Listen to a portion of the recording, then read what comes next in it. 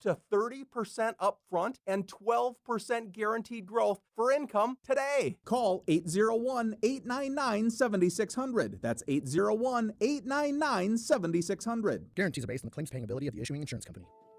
Hello, this is Congresswoman Celeste Malloy. I'm running for re-election to defend Utah's conservative values in Washington, D.C. Like you, I'm tired of government that spends too much, listens too little, and makes all of our lives harder. In Washington, I'm pushing for better ideas to keep the federal government involvement in our lives to a minimum. Let's keep the government in its proper lane. Keep me in Washington so I can keep fighting for you, because we are just getting started.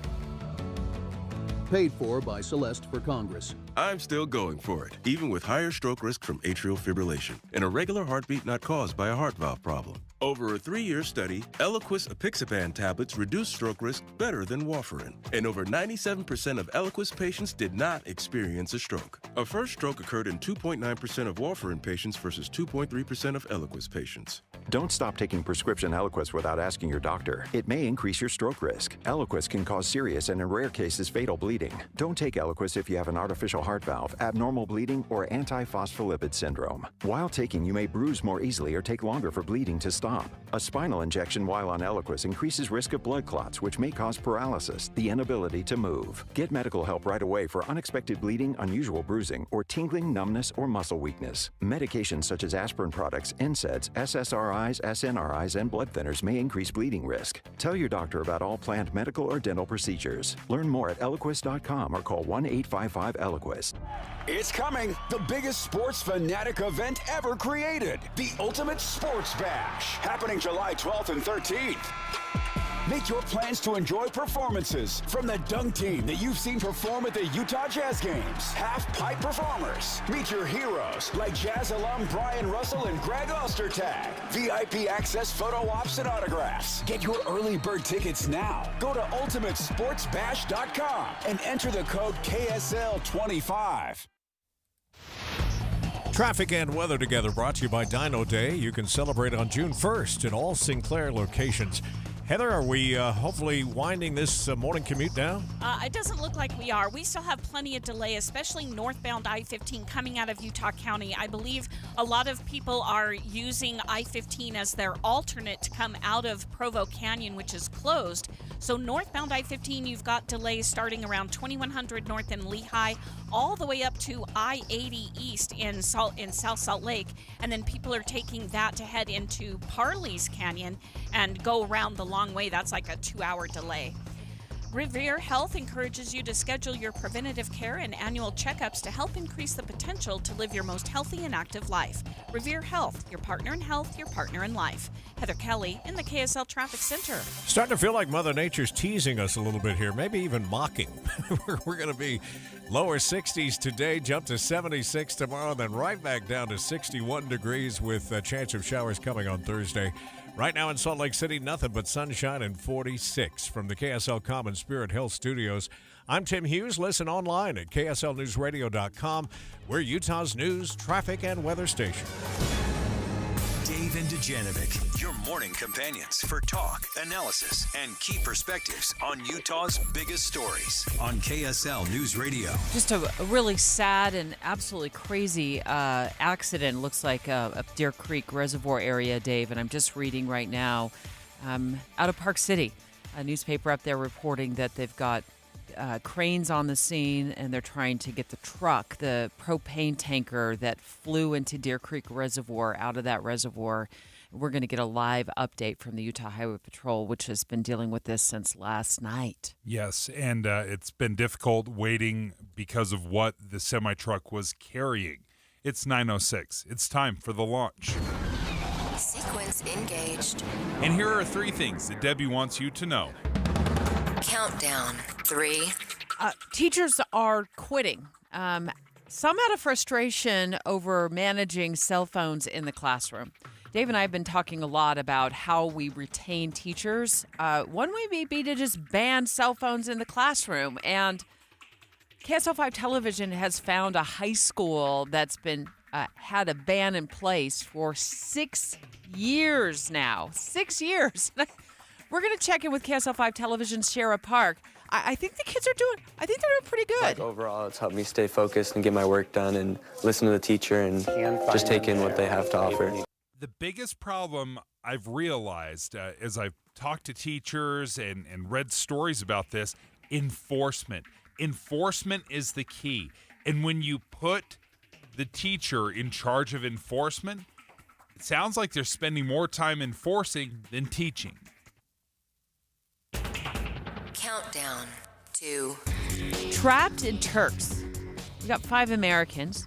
They went from their dream vacations to facing 12 years in prison. And they'd all gone over there separately. I mean, they're all with their own families, and this is happening one by one. They're getting plucked off the streets by authorities because they were accused of carrying bullets in their travel bags. There's a mom from Florida, a husband from Oklahoma, a son from Texas. By the way, his family says it's dropped $100K on attorney's fees since his arrest. 5 members of Congress going to Turks and Caicos have been there to negotiate the release of these Americans. It ain't working, folks. It ain't working. 9:35, I'm going to tell you what you need to do, what you need to know before you go so you don't get trapped like this. And Dave and I are going to walk you through each of their cases. I mean, each one is just absolutely incredibly, scary. One should find out his sentence today. I have a lot of fear and anxiety as to what's going to happen, and I'm hoping that the judge finds some compassion and leniency in the situation that I'm in. First of all, Debbie, I am fascinated to learn about their intent. Why do they have these bullets, the ammunition in the first place? What was the purpose? We can talk about mandatory minimums, but most importantly for me is what in the world is the U.S. government doing? What good is the U.S. government if they can't go to Turks and Caicos and say, we're going to take our citizens back? This is a slap on the wrist kind of punishment that we're talking about. This is not years in prison, costing hundreds of thousands of dollars in attorney's fees. What is the U.S. government doing? launch countdown 1. Well, it seems as though this semi-truck is carrying propane. Took a curve at Deer Creek Reservoir and then jackknifed, lost control, hit the guardrail, ends up flying into the reservoir. The photos that we've seen here at Broadcast House, Dave, just breaks my heart. Because all you can see is like the top of the tanker truck. You've probably seen those photos already. They're still, from what we know, looking for the semi-truck driver. We determined that it was too dangerous for divers, for rescuers to be doing that in the dark. So they had to put it on a pause and resume it this morning. They closed the highway both directions. We'll get the latest from the KSL Traffic Center on how this has impacted the surrounding areas. Dave and Dujanovic. The launch. Commence. Plus, the tank was still off-gassing. It was still venting the propane from the tank, and so we didn't want to be in the area while that was happening. And so the decision was made to do all that this morning. That's Utah Highway Patrol Captain Scott Robertson. It's a very precarious situation we've got going on right now. It's unfolding as we speak at Deer Creek Reservoir. And the semi-truck was carrying so much propane, Debbie, 12,000 gallons of propane. Now, the propane tanks that you use with your grill are about 5 gallons. Imagine 2,500 of those tanks. That's how much propane we're talking about. We're going to get a live update from the Utah Highway Patrol in just a matter of minutes. But first, let's cut over to the traffic center and our Heather Kelly standing by live right now. Heather, there were some roads or a road that was closed in the area. Tell us which one it is and how things are looking right now. Well, it's US 189. That's Provo Canyon that runs 4 miles along the distance of Deer Creek Reservoir, and it's closed in both directions. So people who usually travel between Orem and Provo and Heber City, both directions, that is shut down. They can't do that. And there are not a lot of options for people to take alternate routes in that area. So anybody that has to get to or from Heber City into Utah County, it's like a 2 to 3 hour 3 hour change of the distance you have to go to get around it. So you're talking about 2 or 3 hour delays up there? Yeah, I mean, people aren't backed up 2 to 3 hours. I'm talking about you have to turn around at the closure, wherever it is, either at the north end or the south end of Deer Creek Reservoir, and then go what we call the long way. Take US 40 all the way up to I-80 and then down into Salt Lake Valley and down into Utah County, or the reverse, I-15 north into the Salt Lake Valley and then I-80 and over past Park City. And that is 2 to 3 hours extra time. My goodness, Heather. Okay, so we're telling people to totally avoid the area. In the meantime, do we have cameras, or are we aware of what is going on in the reservoir itself? Because I'm seeing some reports that they're bringing cranes to the area. We're going to get an update in just a moment on from UHP, but can we tell if they're getting the truck out of the water yet? Unfortunately, it's right around a curve where this semi-truck went into the water, is around a bend of our nearest camera in that area. So what I can see is some emergency vehicles parked on the side of the road right at the start of that curve, but I cannot see exactly what is happening in the area. Okay. Heather Kelly, thank you for the latest. We'll keep you up to date if anything changes from the KSL Traffic Center. Yeah, Heather, you know to jump on the air with us the moment you have an update on that situation in Provo Canyon where the road remains closed. Straight ahead, Utah Highway Patrol calling this show with an update on the tanker truck in the reservoir there at Deer Creek. Also going to ask about an update regarding the search for the driver. Have not heard whether they have been able to locate the driver. And also, I think it's important to ask this question, how this could possibly impact, if at all. Memorial Day weekend is straight ahead. A lot of people plan to get up to the Deer Creek area and the reservoir up there, and we got a tanker that was filled with propane literally sitting in Deer Creek Reservoir. It is a rare sight, thankfully, but it also could be very potentially dangerous. So UHP up next. Dave and Dujanovic. Dave and Debbie go out of their way to make sure you hear all sides of a story. They're working the phones to get several viewpoints on for you. Hi, it's Tim and Amanda. We get you the full story, too. We have you covered on KSL News Radio. Can I tell you the one question I have never been asked on my soda weight loss journey? No one has ever asked me if soda weight loss works. Why? Because the results don't lie. I let go of 37 pounds in 90 days. Real results. And now I'm 2.5 years into my journey, still 37 pounds down, and have never felt better. Real results. The question I do get asked is, how does soda weight loss work? It's in the name. SOTA stands for state-of-the-art weight loss because it is state-of-the-art. Based on science, soda only employs nutritionists and dietitians who love helping people reach their goals and keeping those healthy results for the rest of their life. No fads, no pills, no potions, just science, nutrition, and someone who will guide you every step of the way to a better you. When it comes to your soda weight loss journey, there's no time to lose, only time to win, so start winning today. Your healthy tomorrow begins today. Make the decision that will change every day for the rest of your life. State-of-the-art weight loss, SOTAweightloss.com. For kids like Bryson, Afu, Liz, and Noah, healing has a home. It's not like home, but it just felt like a home. Hear their stories during this year's Give-a-thon. I'm beyond grateful for Primary Children's. I didn't feel scared or anything because I knew that they'd take care of me. It's one of a kind. Join us and be inspired. I'm very happy. They saved my kid, and that's something I can never repay. The Give-a-thon for Primary Children's Hospital. This Thursday on KSL News Radio. I'm Jason Walton, the only Republican political outsider running for the United States Senate. Are you tired of paying more but getting less? Food, gas, interest rates, they've all gone up. Sending more career politicians to Washington is not the solution. They're the problem. They're addicted to spending money we don't have on things we don't need.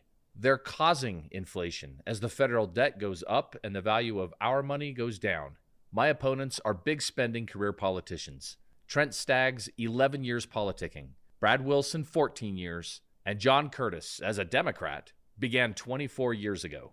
I'll stop runaway inflation by forcing politicians to spend only what we give them by passing a balanced budget amendment within 2 terms, or I won't run for re-election. If the other candidates won't make you that promise, then they care more about their careers than about our country. I'm Jason Walton, a candidate for the United States Senate, and I approve this message. Paid for by Friends of Jason Walton for Senate. Hi, I'm Henry Winkler. My eyes are very important to me. My eyes connect me with everything I love. I loved my late father-in-law dearly. He always lit up a room, but his vision dimmed with age. He had age-related macular degeneration, or AMD. And since partnering with Apellis, I've learned there's an advanced form of dry AMD called geographic atrophy, or GA. His struggle with vision loss made me want to help others know about GA's warning signs. For some, colors appear dull or washed out. For others, hazy or blurred vision make it hard to see details, like fine print on price tags. Many have trouble seeing in the dark, making driving at night difficult. GA gets worse over time and cannot be reversed.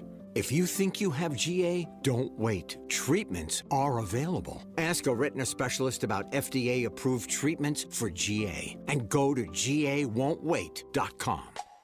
When you want a brand new kitchen, there's nothing to it. There's a brand new way to do it. 3-Day Kitchen and Bath. Here's another satisfied customer of 3-Day Kitchen and Bath, Anita Bennett. When I first heard about 3-Day Kitchen and Bath, I thought, there's no way they could do a good job in 3 days, and they must carry only the plain Jane basics in cabinets, countertops, and flooring. Then they came to our house and we found out they offered top quality materials with tons of choices and lots of custom options. They worked with us to design a bathroom that was perfect for our family. They looked at our needs and thought of details I hadn't even considered. The installation was clean, thorough, and professional, and they were done in just 3 days. When we got back from the hotel, I couldn't believe the difference. The bathroom is beautiful. See us on the web at 3daykitchen.com. It's about time. 3 days or less at 3-Day Kitchen and Bath. Common Spirit Health. Hospitals, clinics, and caregivers all connected to advance healthcare in Colorado, Kansas, and Utah. Healthcare with human kindness is here. Hello, human kindness.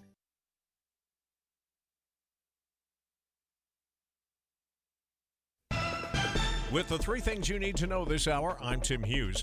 First, the man accused of hitting and killing Santaquin Police Sergeant Bill Hoosier will be back in court today. Second, a semi-truck driver is missing after they lost control and crashed into Deer Creek Reservoir late last night. And third, more than a third of Utah's lawmakers are making money in real estate. Going to look for a high today in the lower 60s, and right now in Salt Lake City, it's 46. Let's get you back to David Dujanovic on KSL News Radio. Dave and Dujanovic. Dave and Dujanovic. Special coverage of the top local story.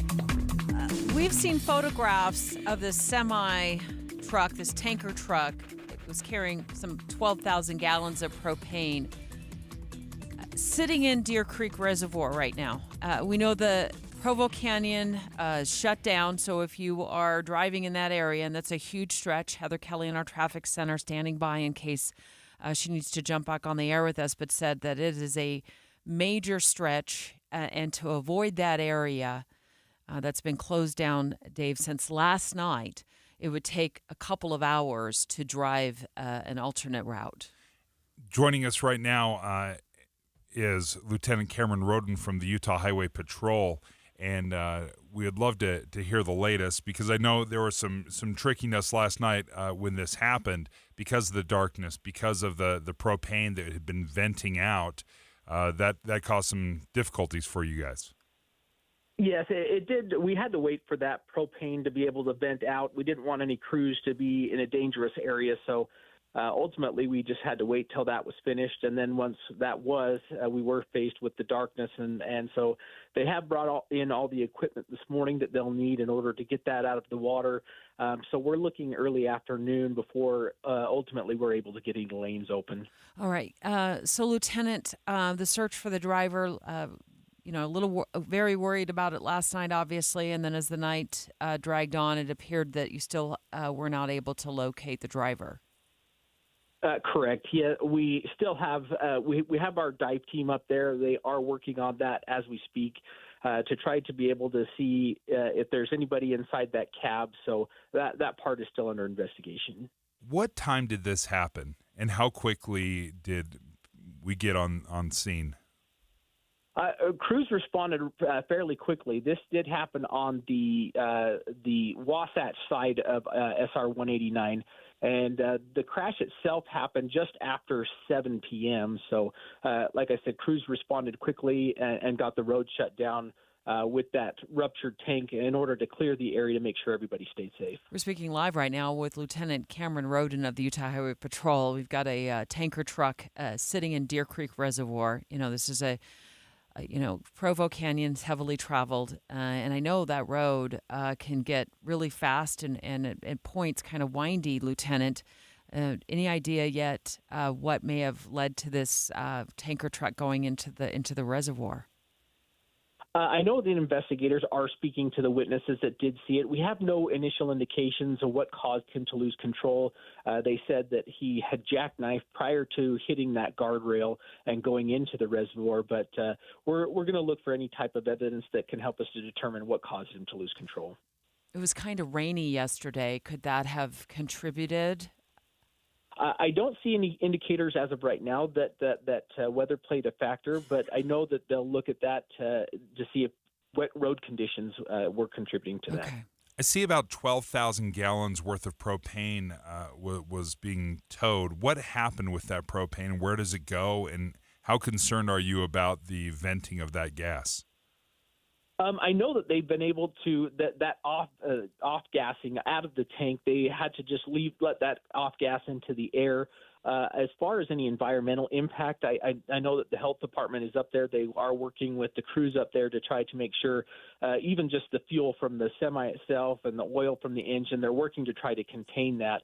But they felt comfortable enough now that they have been able to bring in that equipment, that there's not, the danger has kind of subsided. They feel that there may be a little bit left in the tank, but they're just trying to deal with that as it goes. So they are going to try to get those cranes set up, which will block the roadway for a while to be able to lift that semi out of the water. Is there any recreation that is allowed on Deer Creek right now? As far as any restrictions, just immediately around that area are the only restrictions that I'm aware of. I have not heard that they place any other restrictions in any other parts of the reservoir. Just to follow up, just looking ahead over the next couple of days as you try to get that tanker truck out of there, and you think you'll have it out in time for if families are traveling up there for the Memorial Day holiday, Lieutenant? I think they anticipate getting it out of the water today and getting the road reopened, but just how long that will take, we definitely anticipate into the afternoon hours, which ultimately, how speedily that happens, it could be into the evening.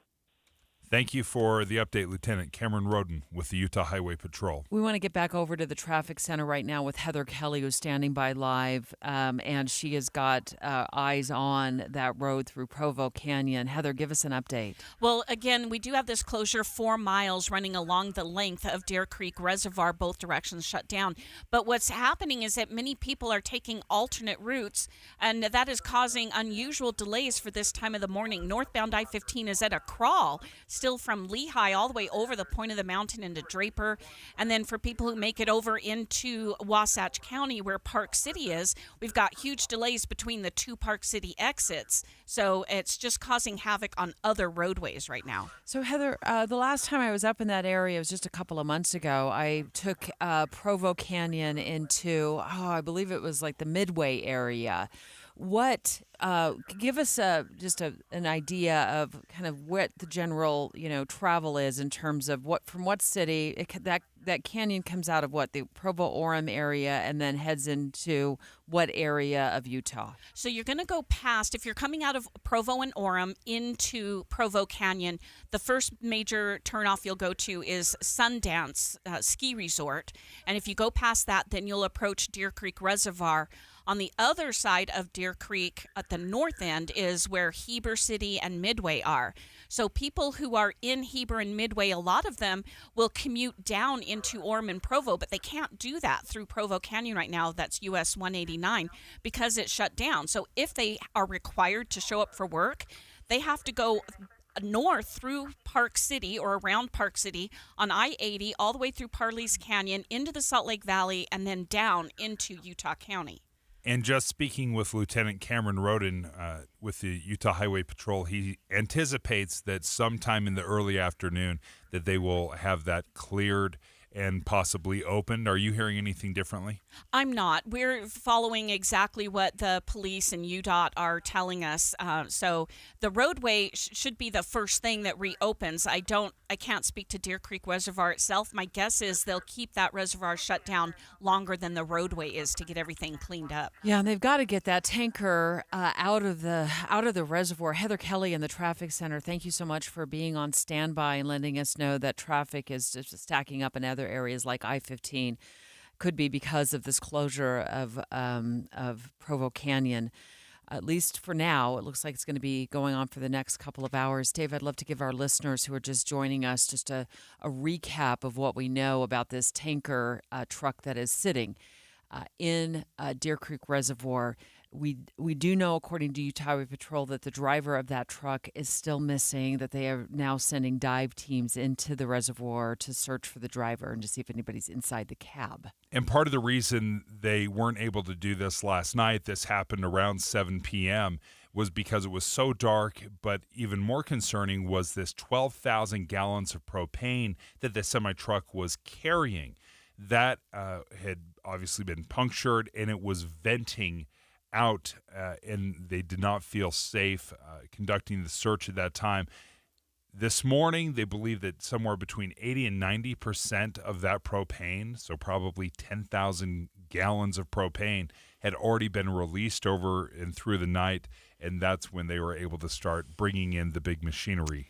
And additionally, they need to start getting that tanker out of there. They're going to be working on that through the morning into the afternoon. The road will stay closed, I would say, for a good chunk, certainly of the morning, maybe into the afternoon. Of course, our traffic team in the KSL Traffic Center will bring us the latest the minute they know anything new. You will be the first to know. Straight ahead, there is a wild situation unfolding in a, heavily vacationed spot of the world, Turks and Caicos. I mean, if you just look at the sandy beaches and the beautiful green ocean, you can see why Americans are drawn over there. Well, now there are 5 Americans who are in custody, facing 12 years in prison. And in each case, they say they accidentally left ammunition, some bullets, in their bags. I was like, guys, I'm so sorry. This was a complete innocent mistake. Like, I had no idea that they were in there. Straight ahead, I'm going to walk you through case by case these 5 different cases. We've got a mom from Florida. We've got men who've gone over who said they accidentally left their hunting bullets in their duffel bags, and now they're trapped in Turks and are facing 12 years in prison. I'm going to tell you why next. 9:30 at KSL News Radio. I'm Tim Hughes with a look at some of our top stories this half hour. Former President Donald Trump could be preparing to visit Utah for the first time in 7 years. We get the story from KSL News Radio's Peter Johnston. Former President Donald Trump is coming for a fundraiser in Park City. Maybe. I spoke with a state Republican political insider who says he's heard the former president was going to make a stop in Park City on June 27th. But the problem now is that both Mr. Trump and President Joe Biden have committed to a CNN presidential debate the same day. That insider says he now has doubts about whether the Utah fundraiser is going to happen. If he does come, Mr. Trump will be in Utah just 2 days after Utah Republicans choose their candidates for everything from state representative to governor to senator. Peter Johnston, KSL News Radio. Our top national story this hour from ABC News. You heard it this morning on Utah's Morning News that the defense has now rested its case in the trial against former President Donald Trump. The former president calling for the judge to rule in his favor. And I think the appellate courts can take care of a lot of things, but this one shouldn't even get to an appellate court. This should be an easy ruling. Defense witness Bob Costello resumed his testimony this morning, a day after the judge cleared the courtroom over his behavior. Let's take a look at your money at this moment. The markets are all in the green, but it's very narrow trading so far today. The Dow is up 64. That's a little less than 0.2%. The S&P up just 6, and the NASDAQ on the plus side by just short of 4 points. Coming up, sunshine in the forecast and a warming day tomorrow, but it's not going to last long. We'll tell you more. KSL News Time, 9:32. Here's a way to get breaking news updates anywhere you go. At the store or in a work meeting, you can get breaking news on your phone. You can quickly read it, swipe, or click for more. It's super discreet, super fast. That's the app for KSL News Radio. One of the things I've loved about having soft water is it keeps my skin soft. It's one of the things my family has struggled with our entire lives. Here in Utah, obviously, desert climate, winter hits, our skin just dries out. And soft water has been incredibly helpful. It's why we had Connecticut of Utah come out to our house, walk us through, hold our hands, because, we're not science experts on this. They explained why soft water plays such an important role in keeping your skin soft. It's so efficient, no complicated computers, so if the power goes out, you don't have to reset it. It's just designed to work 24/7. It uses 2/3 less salt, so it's highly efficient. All you have to do is give Connecticut of Utah a call, 801-576-8600. They're an authorized Connecticut dealer, 801-576-8600. Or, of course, you can check them out online. Google them if you want to. But their website is softwaterutah.com. That's softwaterutah.com. Hi friends, Dan the Laptop Man here from PC Laptops. I get a lot of emails with feedback from customers. Here's one. Dear Dan, I just had the best experience ever. I bought a computer from Shane at your State Street store. I asked several what I thought were really stupid questions. Shane was super courteous and made me feel comfortable through the whole process.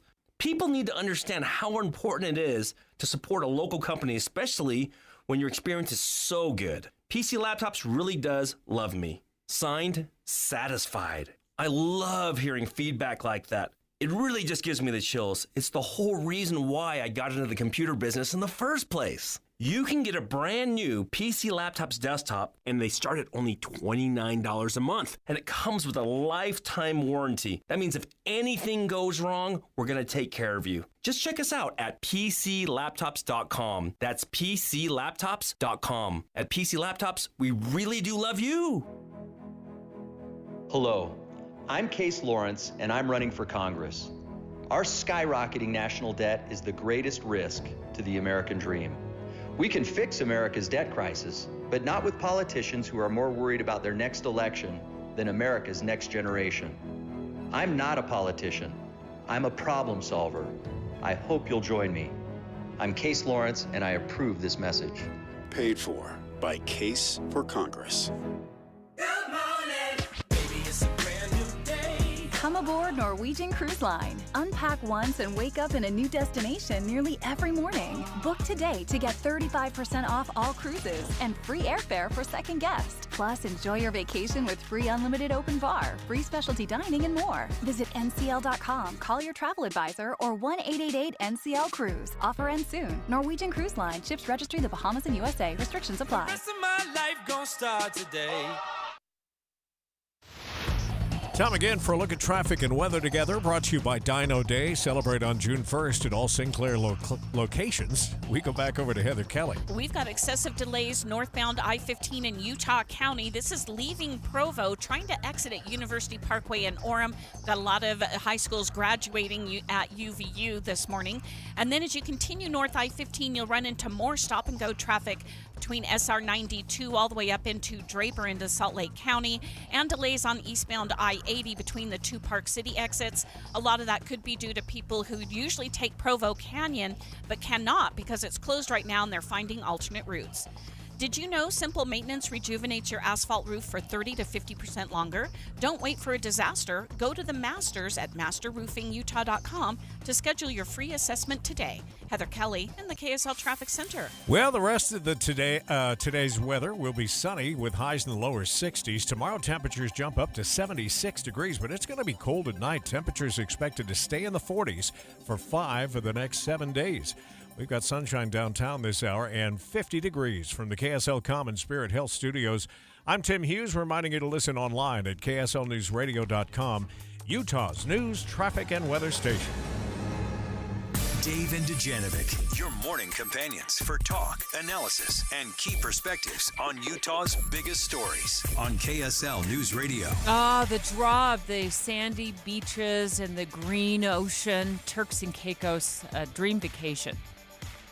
That has become a freedom-stealing nightmare for almost a half dozen Americans. 5 arrested for what they say is accidentally carrying bullets in their bags. One, Dave, is supposed to hear his fate today before a judge. Minimum prison time for this, 12 years in the slammer. I have a lot of fear and anxiety as to what's going to happen, and I'm hoping that the judge finds some compassion and leniency in the situation that I'm in. First of all, that's insanity. 5 Americans with 12-year minimum prison time for a few bullets? Yep. New law in Turks and Caicos. It's been in place for 2 years. They don't want ammo in their country. They don't want guns in their country. And so they're sending a message to the rest of the world. You show up here with guns, you show up with ammo, you're going to face 12 years in the slammer. Intent has not played into this at all. This is a minimum sentence. We're going to ask Greg Skordas, our legal analyst, in just a few moments, if pleading the "oops, I forgot," taking that course in front of the judge does any good. But this is an absolutely wild situation that's unfolding. So many Americans traveling over to Turks and Caicos, which is in the Caribbean. You say Caribbean or Caribbean? And it is a draw for Utahns. It is a draw for Americans. And in the last couple of months, 5 of them have been scooped up in these different scenarios. They don't know each other. It's not like they were traveling together, group traveling together. I want to walk you through the cases. Can I do that for you? Yes. Because you're just not going to believe some of these cases. As I was reading through the cases, I'm like, my goodness. You got a mom from Orlando, Florida. She's visiting there with her daughter for Mother's Day. Okay. They're heading back when they do some sort of like routine search there at the airport. And officials claim to have found 2 bullets in her bag. 2 bullets? 2 bullets, yeah. So she was detained, arrested. She was released on $15,000 bail. She has to remain there in the country. How do you even afford that? You've just posted $15,000 bail. Now you have to remain there in the country until the completion of her case. Some of these cases, this will give you an indication of the difference in the justice systems in America compared to this, in Turks and Caicos. Some of these cases are clearing up in a matter of weeks. Like one guy was just arrested. It seems like he was arrested in April. He might hear his fate today. But I'm not sure if that's a good thing or a bad thing. Like swift justice in this case, it's like, oh my goodness, they're just railroading these people right before a judge. It's scary. And then with a possible sentence of years. So what do you think about mom getting arrested? Her 2 bullets. Yeah. 2 bullets, and that is so obscene. Like that level of punishment, the intent, obviously, that's one of the first things that we take into account when we're charging somebody. What was this malicious intent? Was it dangerous intent? Was this an innocent mistake? I don't think they care, Dave. They don't care. It's a foreign country. It ain't America. You got to check your ego and your bullets at the door.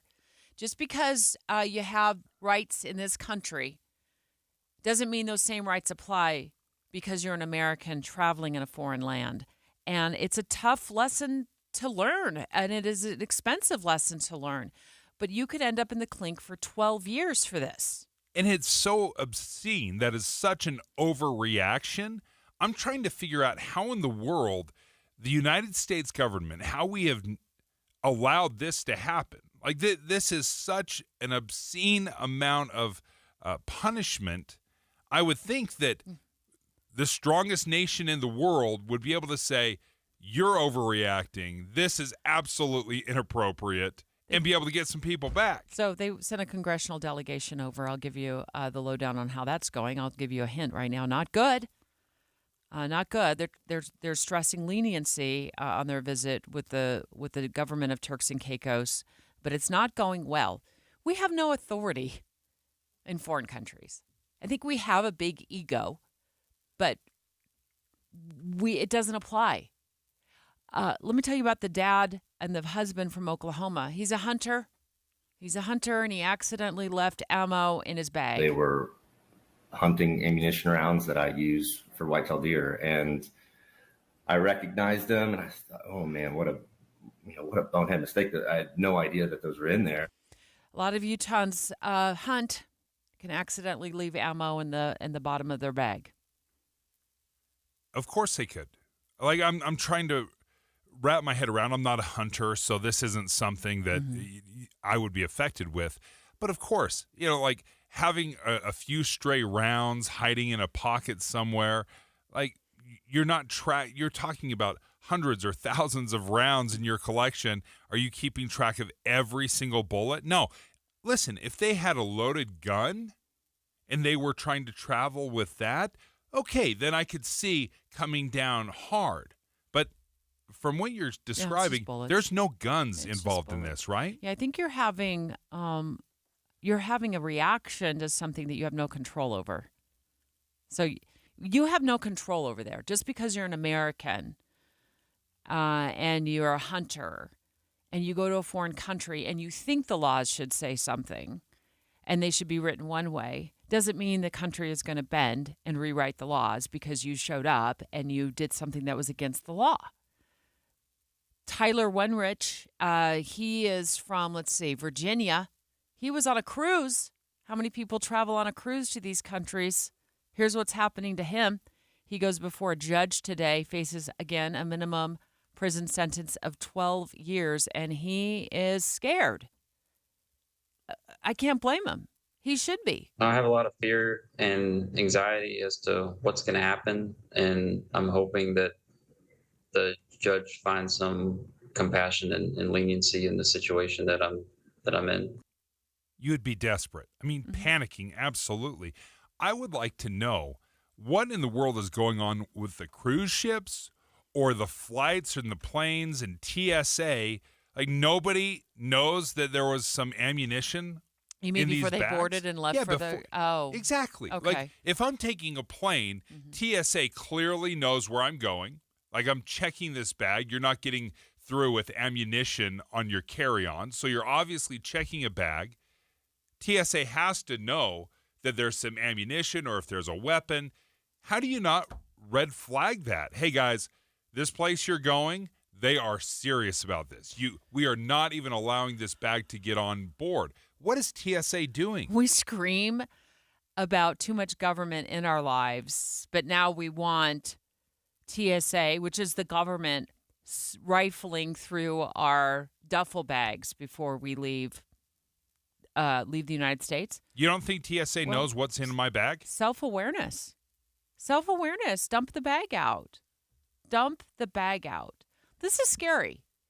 And we're trying to figure out a solution after the fact. The solution is dump the bag out before you leave the house. I would just go buy a brand new bag. Listen, mistakes happen, though. Yeah, you're telling me the TSA, who is in charge of making sure they know everything that's in a bag, can't help us out here? Like they're just letting weapons and ammunition that doesn't bring up... How many people pass through TSA every single day, and you want them to find 5 Americans with 2 bullets or a couple of bullets in their bags leaving the country? What's TSA doing if they're not tracking what is in bags? Well, what's their purpose?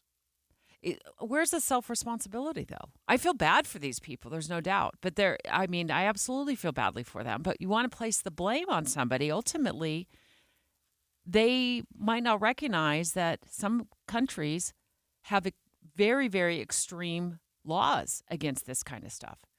And there's a really easy way to figure that out. I'll tell you what that is next. Before you go, you got to know. And there is a simple Google search that'll cure this problem. We're going to tell you how that's done next. And Greg Skorda's joining the line as well. He's our legal analyst here. He's going to walk us through the legal nightmare that can unfold when you take a dream vacation and you get swooped up by the authorities. Next. Dave and Dujanovic. Current events can have a lot of moving parts. Our job is to make it easy to keep up. You're part of a bigger world, so spend 15 or 20 minutes here and be part of it. Join us weekday mornings between 5 and 9 on KSL News Radio. This is Jeff Stout with Fink and McGregor, Mortgages Made Simple. Interest rates are not the only thing that has evolved in the mortgage industry. The way loan programs are priced has also undergone some changes. These days, sometimes FHA loans work out better, even factoring in mortgage insurance.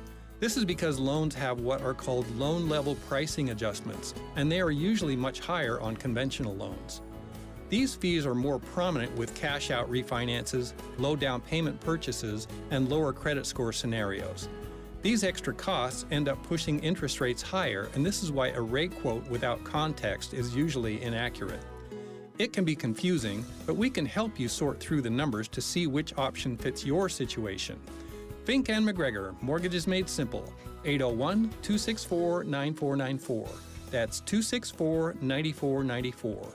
Or on the web at finkmcgregor.com, NMLS 289115. Visit the contest page on KSLNewsRadio.com. This week, show us you're heard, and you could win tickets to the Soldier Hollow Sheepdog Classic, coming this Memorial Day weekend. Upload a photo of your favorite animal to win, or win tickets to an upcoming Real Salt Lake home match. Plus, win tickets to Lagoon. Enter now, text the word contest to 57500, or go to KSLNewsRadio.com/contests.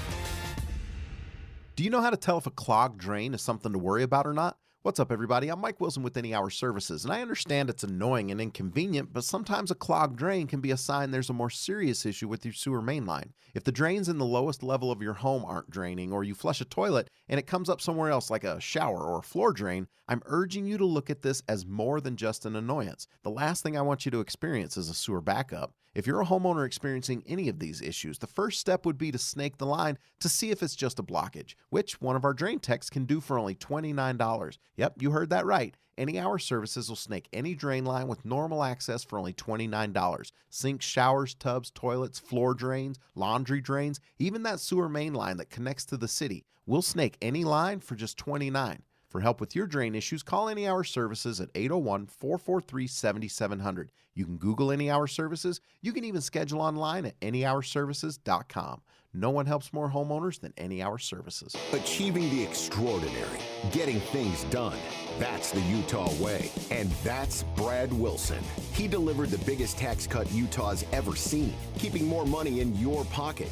And on the Second Amendment, when others caved, Brad Wilson stood tall, enacted constitutional carry. Wilson stood up to the EPA, sued Joe Biden to protect Utah's energy industry, and won. And when others backed down on illegal immigration, Wilson didn't buckle. He banned sanctuary cities. In the U.S. Senate, he'd bring the Utah way to Washington, taking Joe Biden's agenda head on. That's why over 60 mayors, 22 sheriffs, and leading conservatives across Utah are supporting Brad Wilson for U.S. Senate, because Brad Wilson's the tested, trusted Utah conservative for U.S. Senate. Join them and thousands more supporting Brad Wilson at electbradwilson.com. I'm Brad Wilson, and I approve this message. Paid for by Wilson for Senate. Welcome to Utah Body and Soul. Today we're diving into the fascinating world of hyperbaric oxygen therapy. Joining us is Dr. Deanne Long, a leading expert in this field. Dr. Long, thank you for being here. Well, thank you so much for having me. It's a real pleasure to discuss hyperbaric oxygen therapy, or HBOT, and its benefits. Well, let's start with the basics. What exactly is hyperbaric oxygen therapy? Well, hyperbaric oxygen therapy involves breathing pure oxygen in a pressurized chamber. Our hard shell hyperbaric chambers elevate pressure, allowing patients to inhale up to 6 times the normal level of oxygen. At these pressures, 1.5 atmospheres or 22 psi, oxygen saturates body fluids, increasing supply to cells, and thus promotes healing and optimal cellular function. So what conditions can hyperbaric oxygen therapy treat? Well, HBOT has FDA approval for several conditions, including non-healing wounds, carbon monoxide poisoning, and decompression sickness. However, we've also seen positive results in other areas. For instance, neurologic conditions such as brain injury, stem cell circulation, improved circulation, connective tissue, and skin disorders. Obviously, safety with this is crucial. How do you ensure that safety? Yes, our hyperbaric chambers are FDA approved and undergo rigorous yearly inspections. We adhere to guidelines set by the National Fire Protection Agency and the American Society of Mechanical Engineers. Patient safety is really our top priority. This is all just so fascinating. So how can someone schedule a hyperbaric oxygen therapy session? It's simple. If you're interested in hyperbaric oxygen therapy, visit utahbodyandsoul.com to book an appointment. We'll guide you through the process and answer any questions you might have. Dr. Long, thank you for shedding light on hyperbaric oxygen therapy and Utah Body and Soul's commitment to patient well-being. My pleasure. Remember, oxygen is essential for life, and HBOT harnesses its healing power. Thanks for having me. For more information, visit utahbodyandsoul.com. They're not only experts in hyperbaric therapy, but also offer a full range of health and wellness services, too. Get Mr. Mac's Performance Missionary Package. Includes 1 performance suit, 4 and collar stretch shirts, 3 ties, 1 mission belt, 1 pair of Echo or Johnston & Murphy shoes. Just $595. Dave and Dujanovic. A U.S. congressional delegation is in Turks and Caicos trying to negotiate with the government there to release or at least show leniency towards these 5 American tourists who were there and found with bullets, allegedly, in their bags. They have a law there. It was passed 2 years ago, very strict in terms of ammo and guns. I can tell you, Dave, those negotiations right now are not going well. Senator Mark Wayne Mullen from Oklahoma is there with others. Instead of you being charged underneath the national law, you can be charged underneath Customs Act, which is simply a fine, and you're expelled from the country. That's what they want the government in Turks and Caicos to do, and so far it's been a big fat no. It's been incredible to me over the last couple of years where Americans have gone overseas, whether it's Brittany Griner playing over in Russia, or Evan Gershkovich, Wall Street Journal journalist that was arrested as a spy, and Brittany Griner had some weed. And for some reason, these countries are using Americans as pawns. And I'm looking at what's going on in Turks and Caicos, of all places, like a British offshoot, right? What in the world is this crackdown? Where's this coming from? Because it's such an overreaction. What is it? 5 people, under 20 bullets were found, and we're talking about more than a decade minimum in prison. It's absolutely offensive. Greg Skordas, our legal analyst, I was reading up on another case, Greg. I've walked through 3 cases with our listeners so far, and Dave. And there's a mom from Orlando. There's a dad and a husband who's a hunter from Oklahoma. And then there's this case out of Texas where this guy says his family spent more than $100,000 in attorney's fees. He's been there for a couple of months and just went on a vacation. So these legal bills alone can be staggering. Do they have to hire an attorney there and then also one in the United States? Is that how this works? There's probably no reason to hire one in the United States. I mean, the crime allegedly occurred in that country, and so you would hire an attorney in that country. The only reason, perhaps, Debbie, to hire one in the States would be to help you negotiate with the attorney in a foreign country, but that's not necessary. If they've spent $100,000 on an attorney, it was almost certainly from that country. Wow. It feels like a shakedown, Greg. Well, I know it does. I mean, and we had the same issue when we dealt with Brittany Griner, and I appreciate you mentioning that. But every country has its own laws, and in Turks and Caicos, they decide that They don't want firearms. They don't want ammunition. And that law is universal to everyone in that country, no matter where you're from. And if you have those things, you do 12 years in prison. Now, that seems awfully harsh, especially for having a few bullets in your purse or luggage or something like that. And that's why the delegation is there. But, I mean, people come into our country and may not appreciate some of our laws either. But in this case, you're right, Dave. It does seem awfully harsh.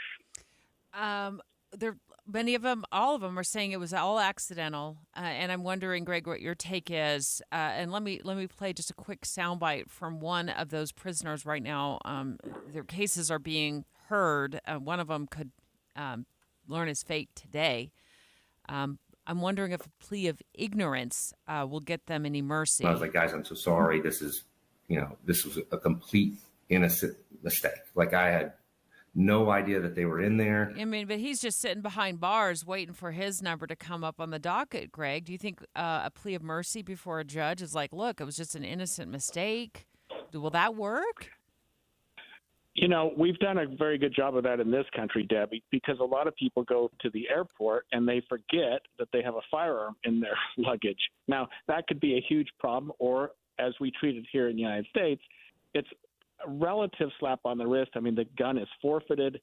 There's a what we call a plea in abeyance, so it's not entered on your record. It's a low-level misdemeanor because they do take into account exactly what you're saying, which is that some people, especially bullets, I mean, they may not know that they've got a couple of rounds of ammunition left over in their luggage from a hunting trip or a shooting trip or something like that. And you're right. We probably should take into account the ignorance and the fact that some people are really mistaken as to what's in their luggage that they used last a couple of months ago. Greg Skordas, thank you so much for joining us, KSL legal analyst. There's a really easy way, I think, to avoid all this. You got to know before you go. If you are not using the State Department website, it is a free resource, and it includes, every country and what the travel advisories are.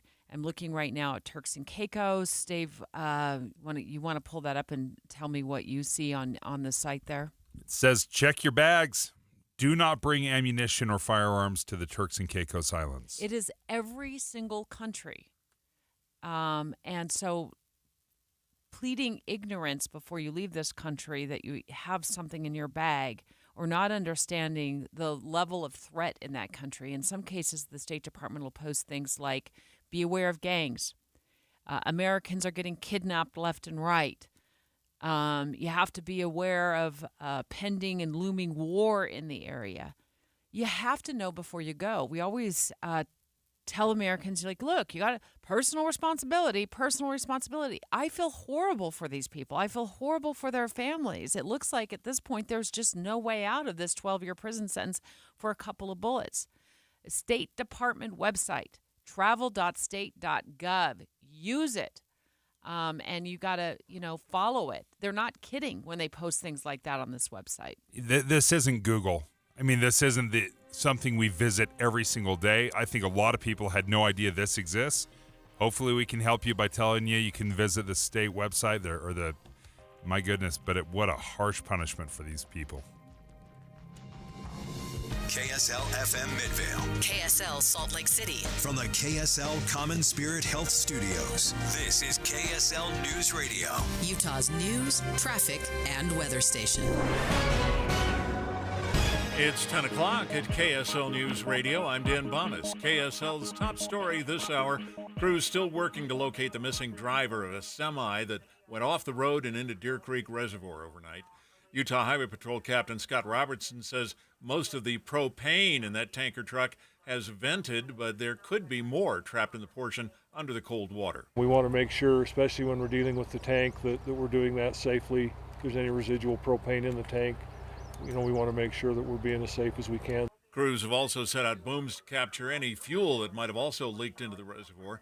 Dive teams are treating this as a recovery mission, and Highway 189 could be closed until this afternoon. Our top national story this hour from ABC News. One person was killed, dozens of others injured when a flight from London to Singapore ran into extreme turbulence. The Singapore Airlines flight was diverted to Bangkok, where 18 passengers were taken to the hospital. The plane was a Boeing 777. Your money at this moment, the Dow Jones average up just a bit, the NASDAQ down just a bit right now. And our KSL weather looks like we'll see sunshine, but it'll stay cool. That's next. KSL News Time, 10:01. News doesn't just mean information or dates. It's the story of our local history being told in real time. Be a part of the story. This is Tim Hughes and Amanda Dixon. We hope to be a part of your story. We have you covered on KSL News Radio.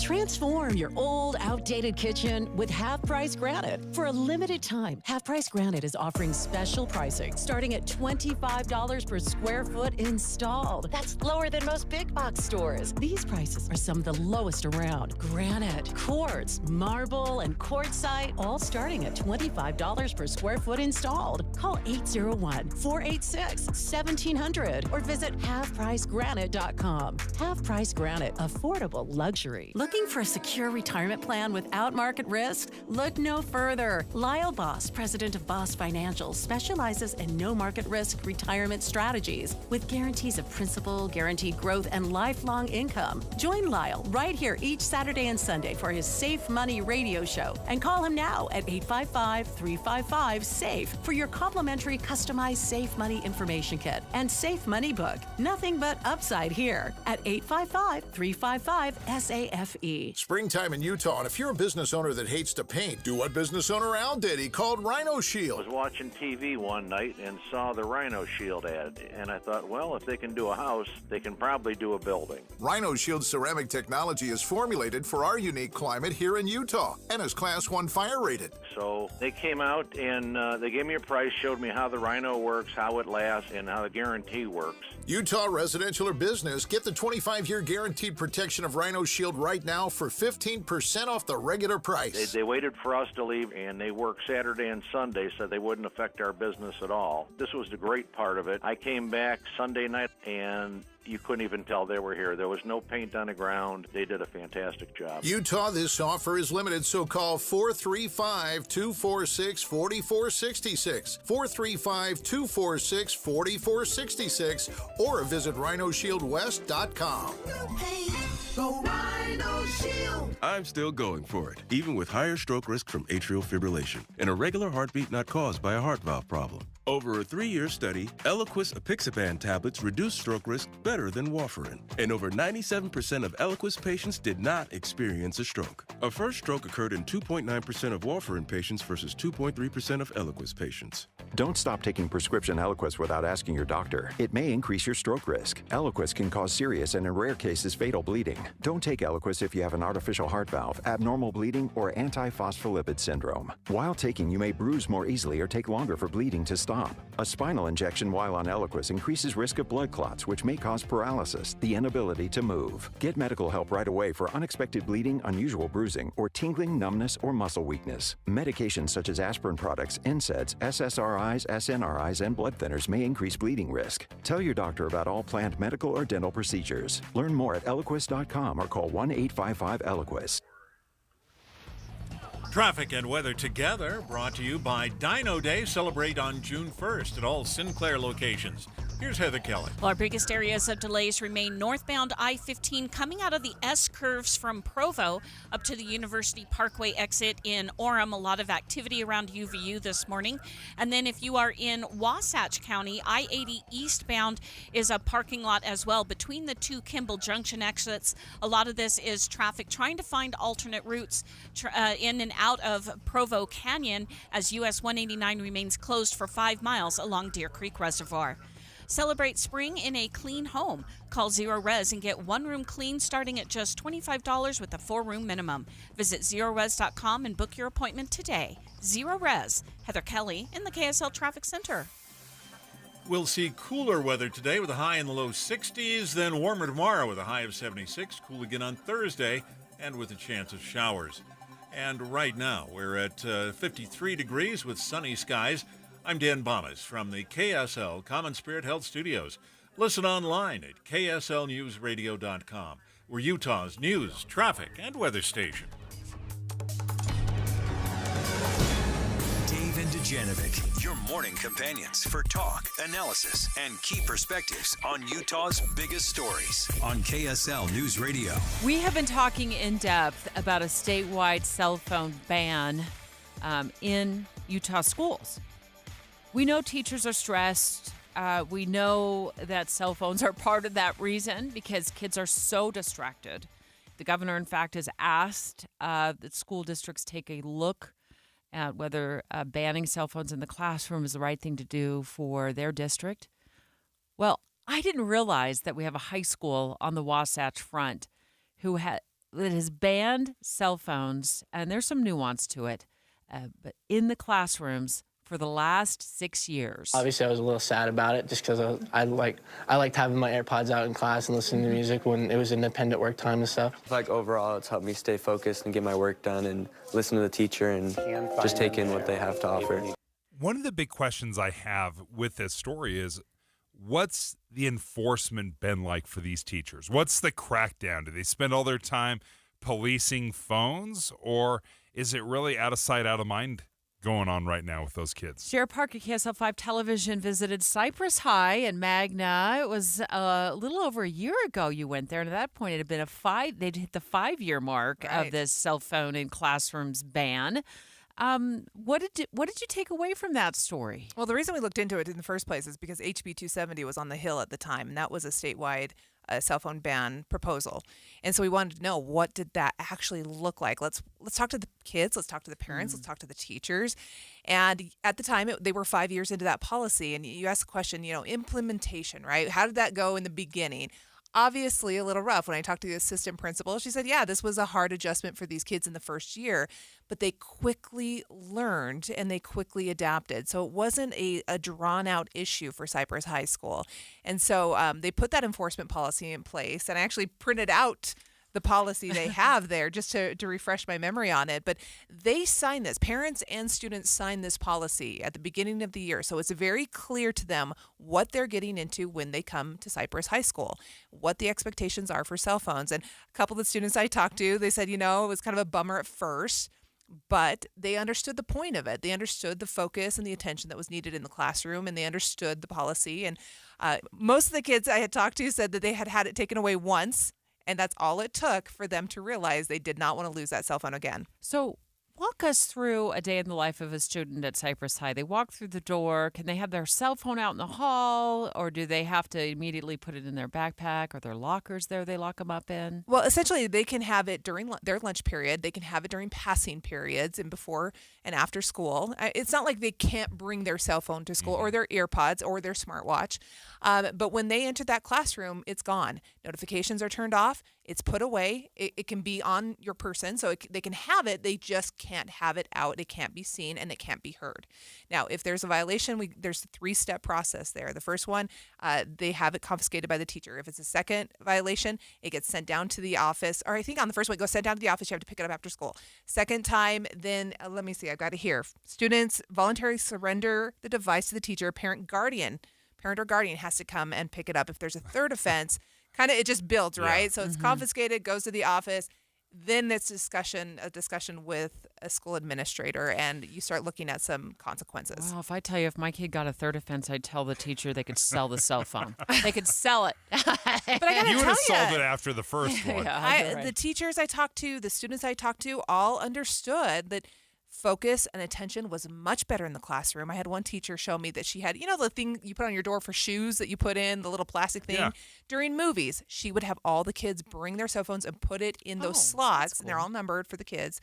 So it wasn't a temptation, right, during the movie that they're down there under the desk clicking on things. It's darker in the classroom. Yeah. Maybe they're going to cheat and look at their cell phone. And they're watching movies. Yeah. And the one thing I did not get into, I'd like to know if it correlated with test scores, things like that. We were trying to get into that, but ran out of time looking into that research. But the students all agreed they did focus better in the classroom. Did the teachers feel the pressure to really crack down? Or were there some cool teachers that would let you kind of get away with it? And I heard you last week talking about that when you were saying you don't want the teachers to have to be the police here, right? Yeah. They don't want to be the bad guy. They don't want to have to do that. The teachers I spoke to, no, they seemed to, again, once the policy was in place, once parents and students all signed the policy at the beginning of the year, obviously you're going to have a couple kids struggle until they understand that policy fully. But the teachers I spoke to, that didn't seem to be a problem. They put it into place. They stuck to their guns on it, and the kids understood. They're not going to risk that, right? No kid wants to lose their cell phone. Yeah. You want to be able, during passing time and after school or in lunch, be able to have that. So a lot of these kids didn't want to risk it. We're talking live right now to Shara Park at KSL5 Television, who spent some time at Cypress High. It was last year she went out there when legislature was considering a bill that would have kept cell phones out of classrooms. That did not pass. It did not pass. But it was an interesting discussion because I think we're getting closer and closer to where that needs to really be looked at. Well, and you stopped me in the hall in the newsroom the other day and you said, as we were talking about the Granite District now sitting down as a board and looking at a potential ban on cell phones in classrooms across the district, and it varies based on the, whether it's elementary school or high school, what Granite District is looking at. You said you went to Cypress High, which is in the Granite District. Right. So you went there last year, and they had already taken measures, and by that time it had been in place for 5 years. So really, Cypress High is one of the leaders on this. Well, and when I asked the principal, okay, if a statewide ban comes into place and it's a different policy than what you have, she said, well, we'll just quickly adjust. That's not going to be an issue here, because these students, the parents in this community, are conditioned to this now. So it wasn't an issue out there, and honestly, it was quite nice to walk into a school and to have kids look at you, in the eye and not be with their heads down, their phones in their face. And honestly, I wish my own child's school district had this. Yeah. What about the parents? Do they worry at all if there's an emergency at the school that they So won't be we able went to to get a hold of nearby middle school and we went car to car talking to parents. We probably interviewed 5, 6, 7, 8 parents, just car to car. What do you think about this policy? Every single one of them liked it. Not a single one of them was concerned about getting a hold of their child. I don't know if that's changed over the years. I know we went through, quite a few years where it was scary to not be able to get a hold of your child in a school. And there's always that fear, right, if something happens. But the parents that we talked to, and I kept thinking, okay, there's going to be one who's going to say, I don't want this policy. Every single one of them liked the policy. So, okay, two things. Number one, how are they handling smartwatches? Do they have to surrender those as well, or can the kids keep it on their person? They just can't look at it during class? Yeah, like a cell phone can be on them or in a backpack. It just can't be visible. It can't be heard. Same thing with the smartwatch. We all have Apple Watches, right? As long as those notifications are off. EarPods, honestly, was the bigger discussion among the kids. They wanted to be able to have their AirPods in their ears when they're, free time or work time where they can listen to music. That was more of a discussion among the kids than the cell phone was. That's my son. Yeah, they always want them in. And but that was part of it too. Those Yeah. need to be put away and then there's a kind of a caveat in here. If they have some designated, what does it say here? Let me find it. Like an assignment? Corded earbuds for approved assignments for their Chromebook, then those can be used. Okay. But not the AirPods we're pulling out just to listen to music while we're working. Corded earbuds. You're going retro. You guys, that's what I with still those. use. Me too. I do. They're on my desk. Both of you do? Me too. Yes. I still use them. The AirPods don't stay in my ears. I don't. They hurt my ears. Shara Park, as always, awesome. You can catch Shara this afternoon or in about an hour and 45 minutes from now on KSL5 Television at noon. She's the anchor, also a reporter for KSL5 TV. Great work. As always, Shara. Thanks, guys. Take a listen. If you want to know more about it, go watch that story. Yeah, I will post that story to my KSL News Radio Facebook page. You always do such great work. And that was a really in-depth story on Cypress High. Taking action for the last 6 years to keep cell phones in backpacks and out of sight during school class time. The problem with this is it's a school, right? And we are talking about we need this district-wide. We need it statewide. I think every single person looks at it in every district. Probably they have to figure out, do we have the teeth? Do we have the support of the parents and the students? This is a great success story. But I think there's going to be some places that need a little bit more of a push. But you found a story that suggests that teachers are quitting over the cell phones and students using cell phones in classrooms. I'd love you to walk us through that story next. Dave and Dujanovic. Here's a trick to podcasting at work and getting all the Utah news you love. Download the KSL News Radio app. The podcast for Utah's morning news and Dave and Debbie are right there. Dozens of podcasts a day. That's the app for KSL News Radio.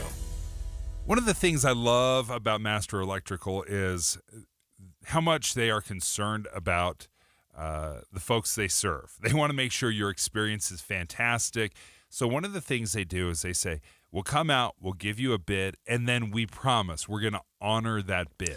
You know, you're at a huge disadvantage with these hourly bids, and you don't really know how much time it's going to take or what the final bill is going to be. That's not the case with Master Electrical. They have their upfront pricing guarantee. The price they quote you upfront is the price you pay when the job is done. All you have to do is reach out to them. You can go to masterelectrical.com. It's very easy. You can give them a phone call as well. They serve everyone from Logan to Santaquin. They're open all the time. So if you have an emergency, you can definitely give them a call. And they do everything from lights to ceiling fans, smoke detectors, generators. We've been talking about their Generac generator, batteries, and like what Dave needs, an EV charger installed in his garage. Again, masterelectrical.com. Gentlemen, start your engines! The summer travel season starts. The KSL traffic team is staffed up with extra reporters starting at noon this Friday. So check in before you head out this holiday weekend with KSL News Radio. Don't miss the Scandinavian Festival in Ephraim. May 24th and 25th in beautiful San Pete County. Scandinavian roots surround you with a genuine Scandinavian festival. Fun, free, and unique activities for the whole family. Information at ScandinavianFestival.org. Featuring a Scandinavian Heritage Conference Friday morning. Pioneer Heritage reenactments and demonstrations. The festival grounds on the north side of Snow College campus will buzz with costumes, dancing, storytelling, entertainment, and the kids will have fun with our parade and places to play. Delicious foods and beautifully costumed dancers. Craft and vendor booths. Lots of food. Athletic competitions, car shows, and quilt shows. Free concerts and entertainment featuring Glenn Phillips from Toad the Wet Sprocket Band. Have you ever been to San Pete County? Beautiful. A short drive from just about anywhere in Utah. More information. ScandinavianFestival.org. Don't miss the Scandinavian Festival in Ephraim. May 24th and 25th. When the weather warms up, it's like a stampede, except instead of dust stirred up by hundreds of hooves, it's a cascade of phone calls to Advanced Window Products. This is Jeff Kaplan. Soon as the sun shines and the snow's gone, people want new windows and frames from Utah's #1 custom window maker, and the wait for installation grows longer. But right now, you can get near the front of the line by calling for a quote and get $2,500 off when you purchase 10 windows or more. That's on top of the incredible savings for the highest quality double-pane windows and frames, any style, any color. See, at Advanced Window Products, they actually build the windows here in Utah, they install the windows, and they guarantee them for life. There's no middleman, and they can pass the savings on to you. They even offer buy now, pay later. So get in before the wait grows longer and get the $2,500 off. Get your new windows this spring. Make the call. Advanced Window Products, 801-850-9100. That's 801-850-9100. Or visit AdvancedWindowsUSA.com. There's never been a better time to test drive that Hyundai you've always wanted. You're your journey. Own every mile in a brand new Hyundai. Visit buyhyundai.com or see your Utah Hyundai dealer today. Put your phone on D&D. That means that do not disturb when you're driving. And when you're going from point A to B, I need you to stay safe, please, so always sing with me. So put your phone on D&D. That means that do not disturb when you're driving. And when you're going from point A to B, I need you to stay safe, please, so always remember this beat. Don't drive distracted. A message brought to you by the National Highway Traffic Safety Administration, Project Yellow Light, and the Ad Council. I lock up my Old Spice Fiji aluminum-free dry spray to keep that 24/7 lasting freshness safe for myself. Fresh coconuts, palm trees in the wind. It's like catching waves in Fiji. Actually, I just talked myself into a refreshing spritz of Fiji. My Old Spice is missing! No! with the 3 things you need to know this hour. I'm Dan Bonas. First, divers hope to get into the water at Deer Creek Reservoir later today to look for a missing truck driver. A rig hauling propane went into the lake overnight. Second, 1 person died and more than a dozen were injured when a flight from London to Singapore ran into extreme turbulence. And third, a teenager has invented a way to charge your cell phone battery with the energy generated by your footsteps. And right now, we're at 53 degrees with sunny skies in Salt Lake City. Back to Dave and Dujanovic on KSL News Radio. Dave and Dujanovic. We just wrapped up a conversation with KSL5 Television's Shara Park. It was a year ago. She visited Cypress High School in Magna. And at that point, they'd been in cell phone ban mode in the classrooms for 5 years. They're now in their 6th year. As she was leaving the studio, she handed me the personal electronics policy from Cypress High, and it says personal electronic devices are not allowed to be used in class. They're not allowed to be visible during class. Students may not have their earbuds in their ears during class. Students may use their personal electronic devices during lunch, before and after school, and it's been in place now for 6 years. I think that this is the gateway to keeping students engaged and keeping teachers happier. Because I can't imagine teaching a class with somebody whose head is, buried in their cell phone, and then multiply that by 30 kids. And that would be a super annoying way of teaching. Well, and it's 30 kids every period. 6 periods a day.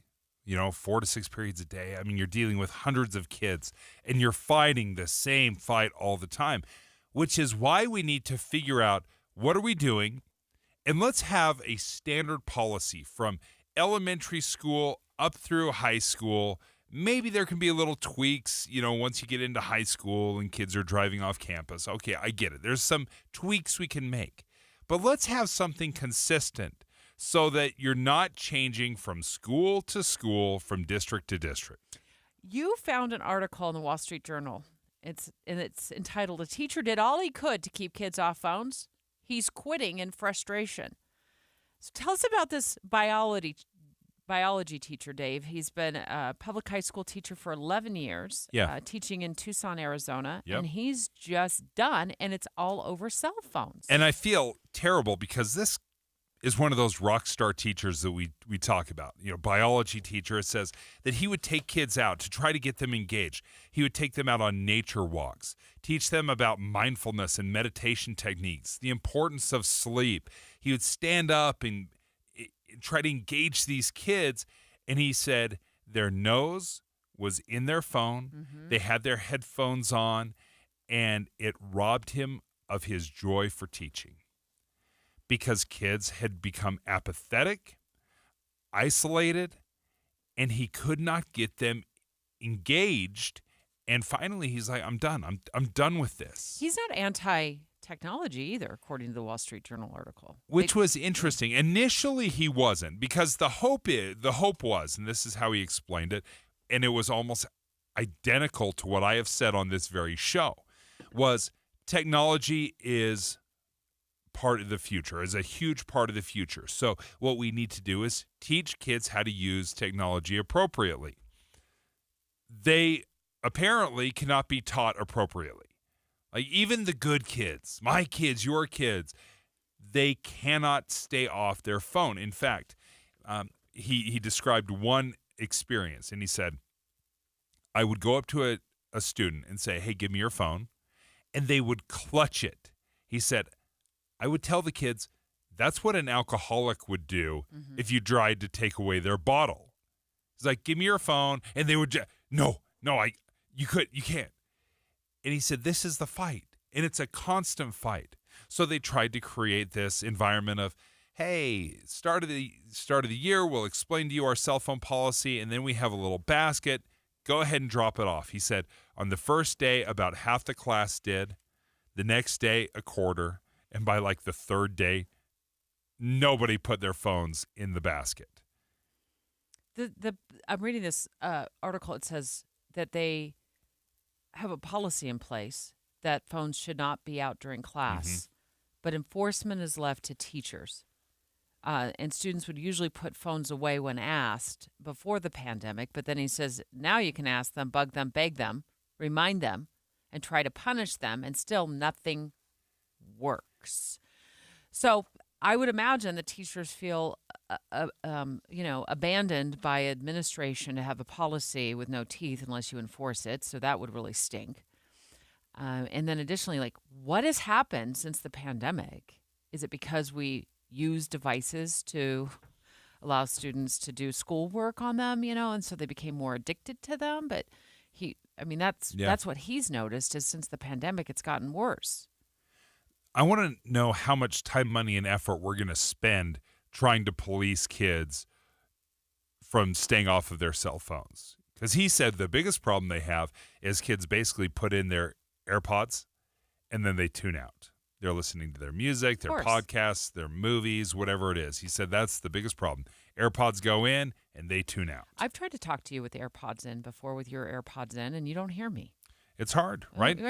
You think you might be able to, I kind of have one sort of in my ear and I'll listen, but you just don't hear me. Even if you're not listening to anything, it acts as a dampener, right? It basically like earplugs. And I've told you before, I can listen to music and do my puzzles in the morning because I do the connections and Wordle every morning just to keep my brain sharp. Just keep my brain sharp for y'all. And I can't do those puzzles when I'm listening to a podcast. If I do that, it's either I've got to focus on the puzzle or I've got to focus on what the podcaster, the host of the podcast, is saying. Otherwise, I miss entire sections. I'm like, I don't remember how that person ended up deceased in this podcast. I got to go back and listen to it again. I also feel badly for teachers. I would quit too. If you went to work every day and you were ignored by the 30 people you work with because they were in their cell phones and they didn't hear anything you said and you have to constantly repeat yourself, I'd throw in the towel and I'd quit too. There's a few things we can do. Number one, we have to create a policy and an environment where the teachers are not the police, where they have to enforce and crack down. I think that's a terrible way to go, because how much time and effort are you going to require from the teacher to police this stuff? Some are going to be super passionate about it. Other teachers want to be the cool teacher and they're not going to enforce it. So you have to create a policy that is very simple and very enforceable. For example, say we are taking attendance by your phone in the cubby.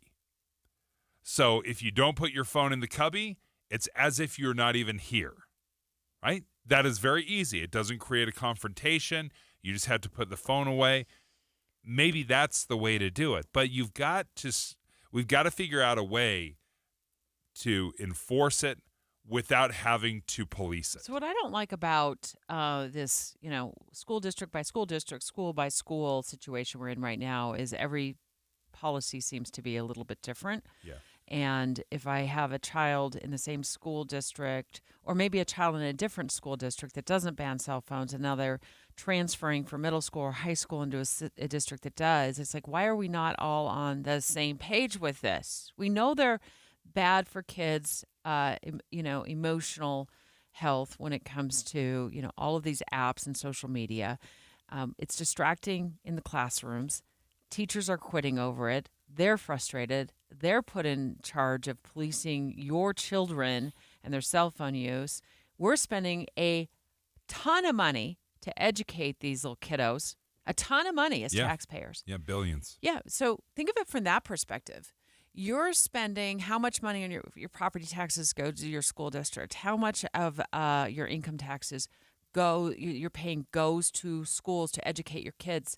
And they are buried in their cell phones. They're buried in their cell phones. Like, what is the point? Are we it's just an exercise for fun?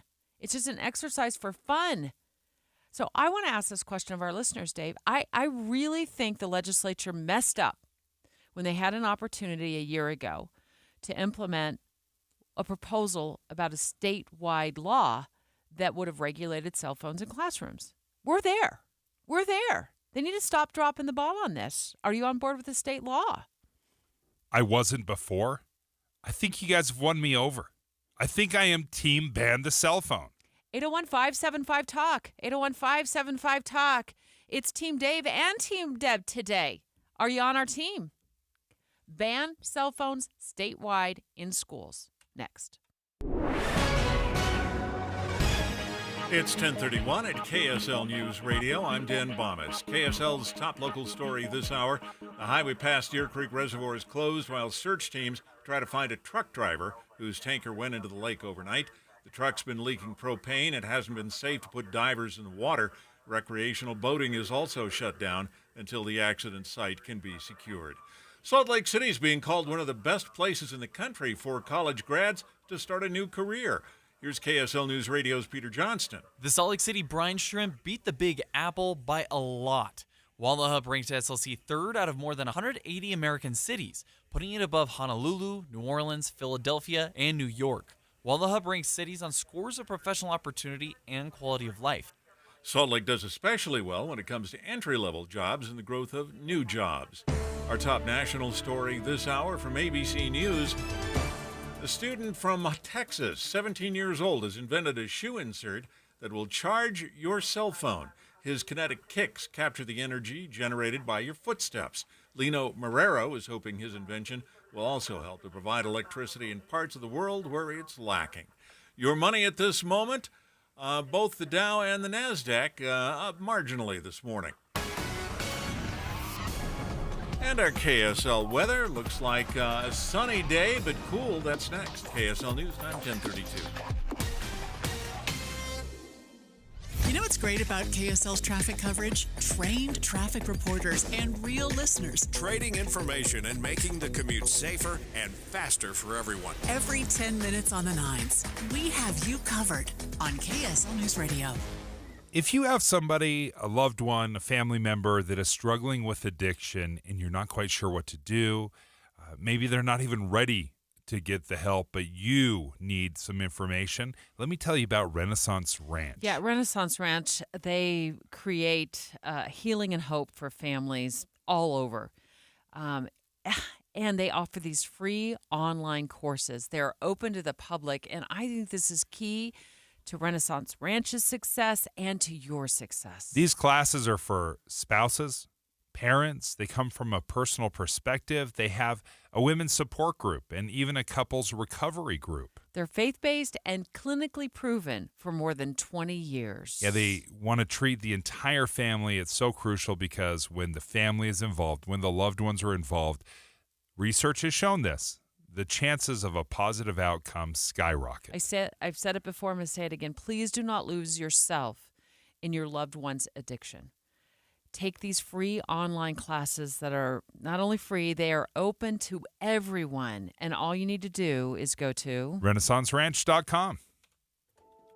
Hello, this is Congresswoman Celeste Malloy.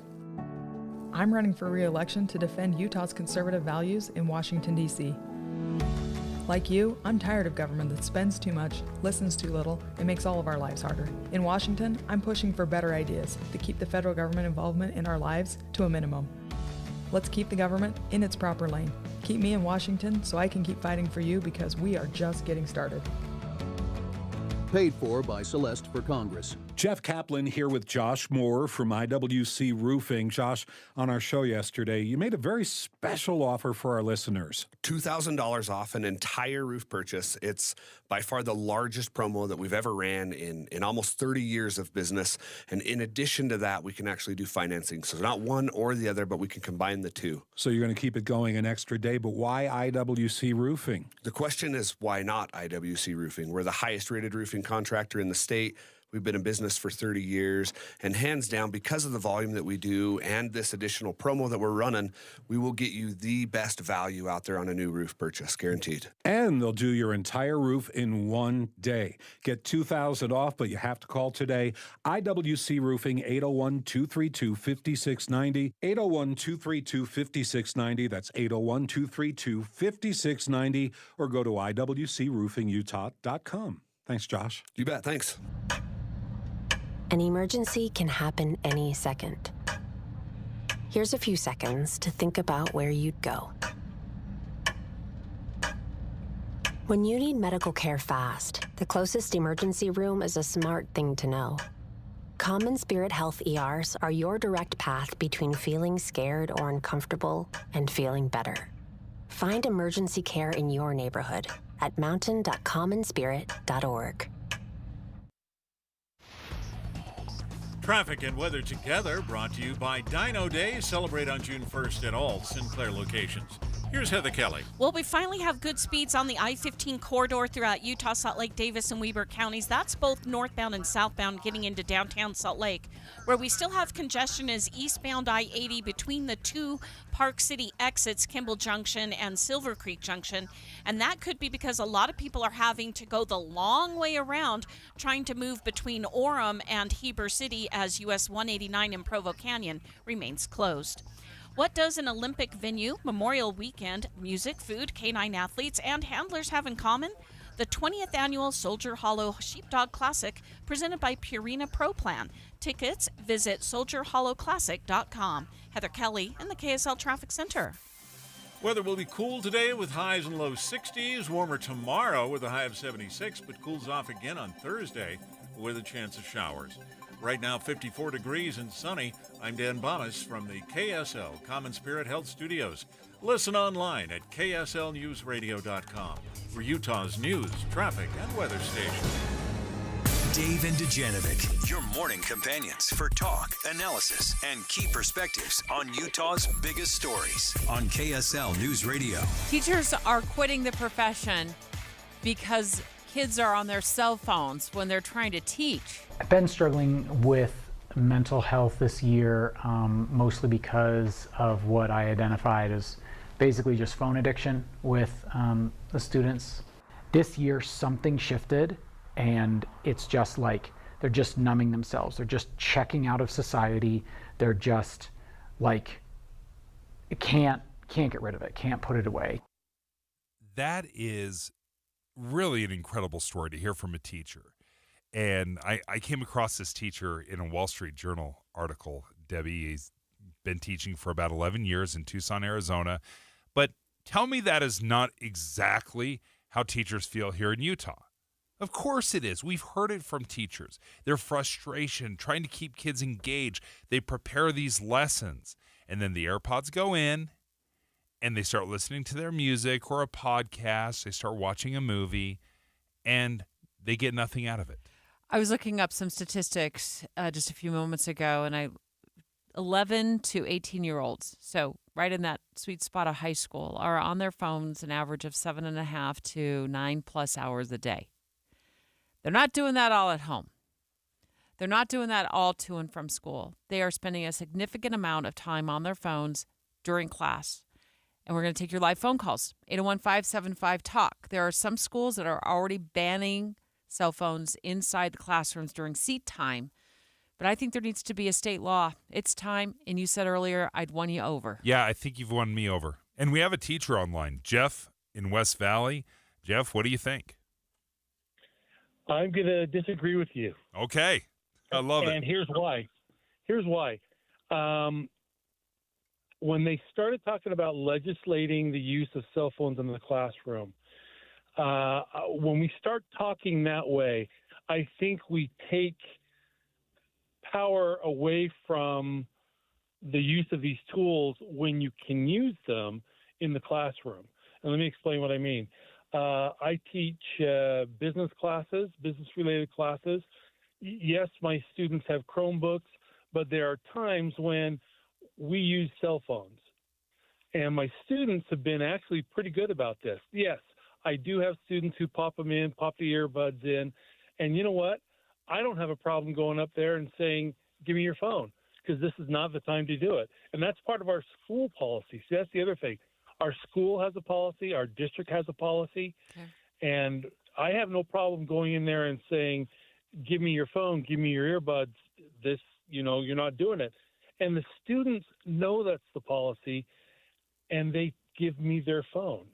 So, I have those moments when a student wants to clutch onto the phone, and they know that their option is give me the phone or you can head down to the office. and most of them don't want to do that, so they'll eventually give me their phones.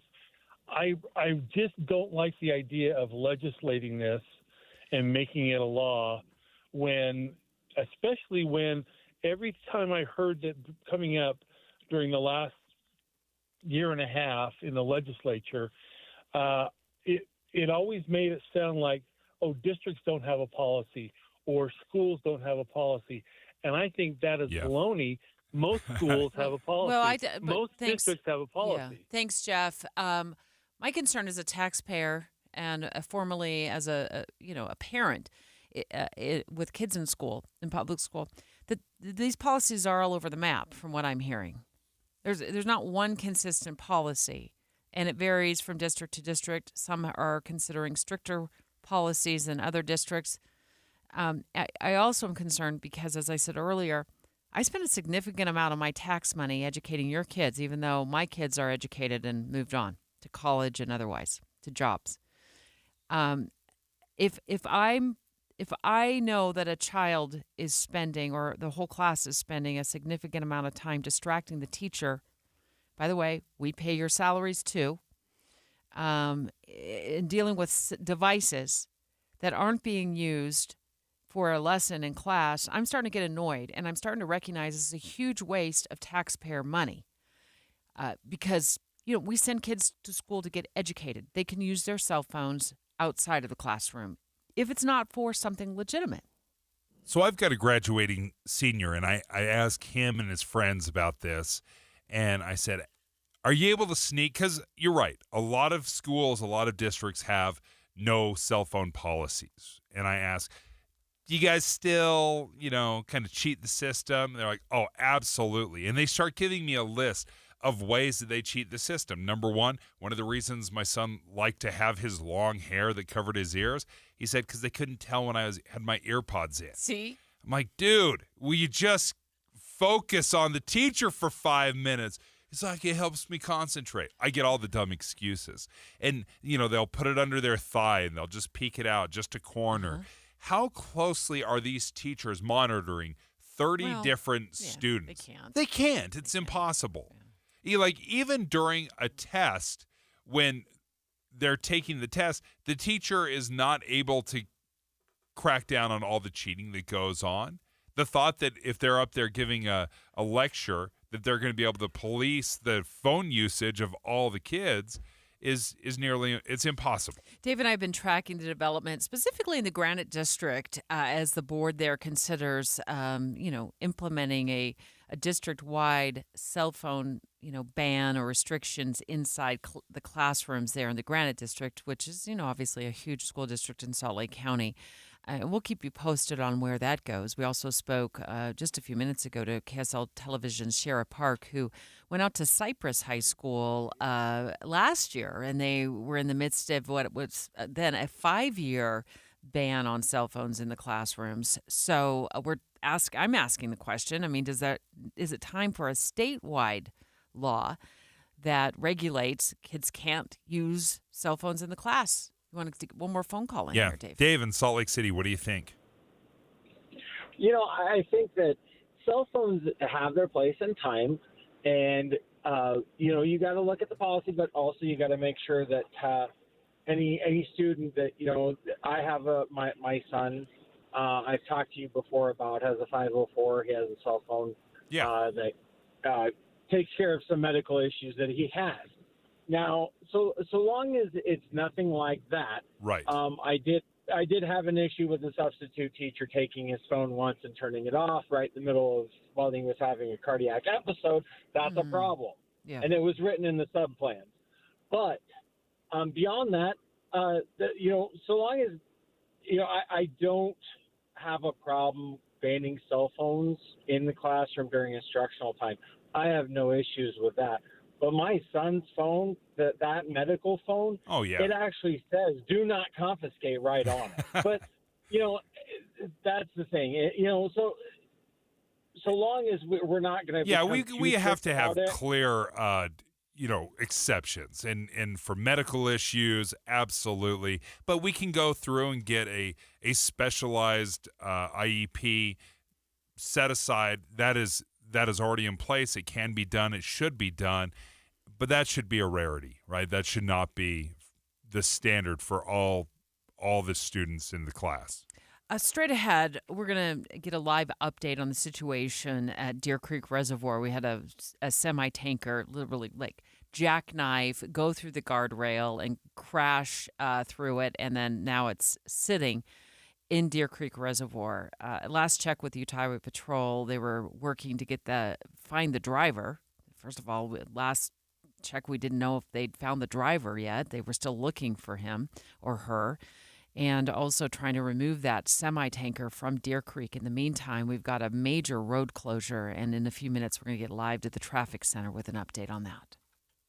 Dave and Dujanovic. A lot of us are filling our workdays with podcasts. When you're working, go to KSLNewsRadio.com. Click on Dave and Debbie's podcast and pick a topic and story length. Podcast with Dave and Debbie. Then get to work with KSL News Radio.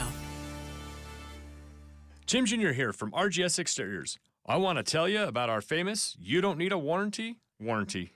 That's right. It's a warranty you don't need, but we give it to you anyway. Let me explain. Most warranty problems for siding, gutters, and windows are caused by not installing stuff right in the first place. If you rush the work, cut corners, or use subpar materials, you're just begging for problems later. At RGS Exteriors, we don't tolerate careless workmanship. We slow down, focus on every detail, and use only the best materials. We prevent warranty work by doing the job right in the first place. That's why the 10-year everything guarantee we give you is also known as our "You Don't Need a Warranty" warranty. We absolutely will be there if you need to use it. But honestly, you probably will never have to. Done right the first time. That's the RGS way. For siding, gutters, and windows, call 801-280-3110 or visit us at rgsexteriors.com. Join KSL in the movie show this Friday from 10 to 1 at the Salt Lake NPS store. It's at 1600 Empire Road in Salt Lake City, mpsstore.com. Cindy Olsen here. My friends at Dave's Bernina in St. George and Provo are having a big spring sale, so you can get her the sewing machine that she dreams of. Whether it's for mom, sister, daughter, or the new graduate, the perfect gift for her is at Dave's Bernina. Come in now. The more you spend, the more you will save, such as $200, $500, and even $1,000 discounts when spending $2,000 to over $10,000 on Bernina sewing, quilting, and embroidery machines. Burnett machines start at $199 and take $900 off the Bernina $435, only $1,499. Featuring for a limited time, 2.99% finance offer for 60 months on certain machines, 25% off all luggage and big sewing books. Hurry in for amazing bargains on trade-ins, classroom, and demo machines that come with warranties. Dave's Bernina, 691 East St. George Boulevard and 2017 North 550 West in Provo. Josh loves springtime in Utah, but he hates to paint, so he called Rhino Shield. We have a cedar-sided home at the edge of the woods, painted like 1980s beige, and we wanted something that was more of a mid-century and modern look. We were driving around and we saw a sign in somebody's yard and said Rhino Shield. It's not paint. Rhino Shield ceramic technology is formulated for our unique climate here in Utah and is Class 1 fire rated. I gave Rhino Shield a call, and in fact, they were fantastic with the arrangement on schedule. The 25-year guarantee was important to us. This is our forever home, and we want to make sure that whatever we're doing is going to last a long time. Utah, you can have the 25-year guaranteed protection of Rhino Shield for 15% off the regular price. I'd say if you're thinking about Rhino Shield, just do it. It's been 2 years now, and it still looks like the day it went on. This offer is limited, so call 435-246-4466, 435-246-4466, or rhinoshieldwest.com. Go Rhino Shield. Getting help with plumbing repairs is easier than you think. All you have to do is call Any Hour Services or schedule an appointment at anyhourservices.com. No one helps more homeowners than Any Hour Services. Are you stressing about your IRS tax problems? Have you received notices from the IRS threatening to garnish your wages, levy your bank accounts, or seize your property? You need an ally. Allies Tax Relief has tax attorneys and enrolled agents that are ready to fight for you. They have saved millions for taxpayers just like you. Allies Tax Relief can help put a stop to IRS collections and, most importantly, negotiate your tax debt. Here's Brenda, a happy client of Allies Tax Relief. I owed the IRS around $57,000, and they're about to start garnishing my paychecks. I heard a commercial on the radio about Ally's tax relief, so I thought I'd give them a call. After a day, they were able to at least stop the garnishments, and after a few months of negotiations, I walked away owing the IRS only $301. If you owe the IRS, call Allies Tax Relief right now for your free consultation. Call 800-230-5174. 800-230-5174. That's 800-230-5174. With the three things you need to know this hour, I'm Dan Bonas. First, could be this afternoon before divers can get into the water to search for a missing truck driver at Deer Creek. Second, turns out Salt Lake is one of the best cities in America for new college graduates to start a career. And third, just walking generates enough energy to charge your cell phone. A high school student from Texas has found a way to capture that electricity. 54 degrees and sunny in Salt Lake City. And back to Dave and Dujanovic on KSL News Radio. So you have a developing situation at Deer Creek Reservoir. As if you're heading into Provo Canyon, don't. Not right now. The road has been closed for a significant amount of time because of a tanker, a propane tanker that is sitting underwater in Deer Creek. It went off the road yesterday. And Heather, Kelly in the traffic center, is that road still closed right now? It is still closed, and we don't anticipate that this will reopen until at the earliest late this afternoon. More likely it'll be early this evening. They still have to pull the tanker out of the water and make sure, and try to find the driver of the truck. I don't know if they're going to wait to find the driver until they reopen the roadway, but they definitely won't do it until they can get that tanker out of the water, and that's going to take several hours. And Heather, how is, you said earlier, I-15 looked to be taking the brunt of that as people were diverting. How are things looking there now? It's cleared up now.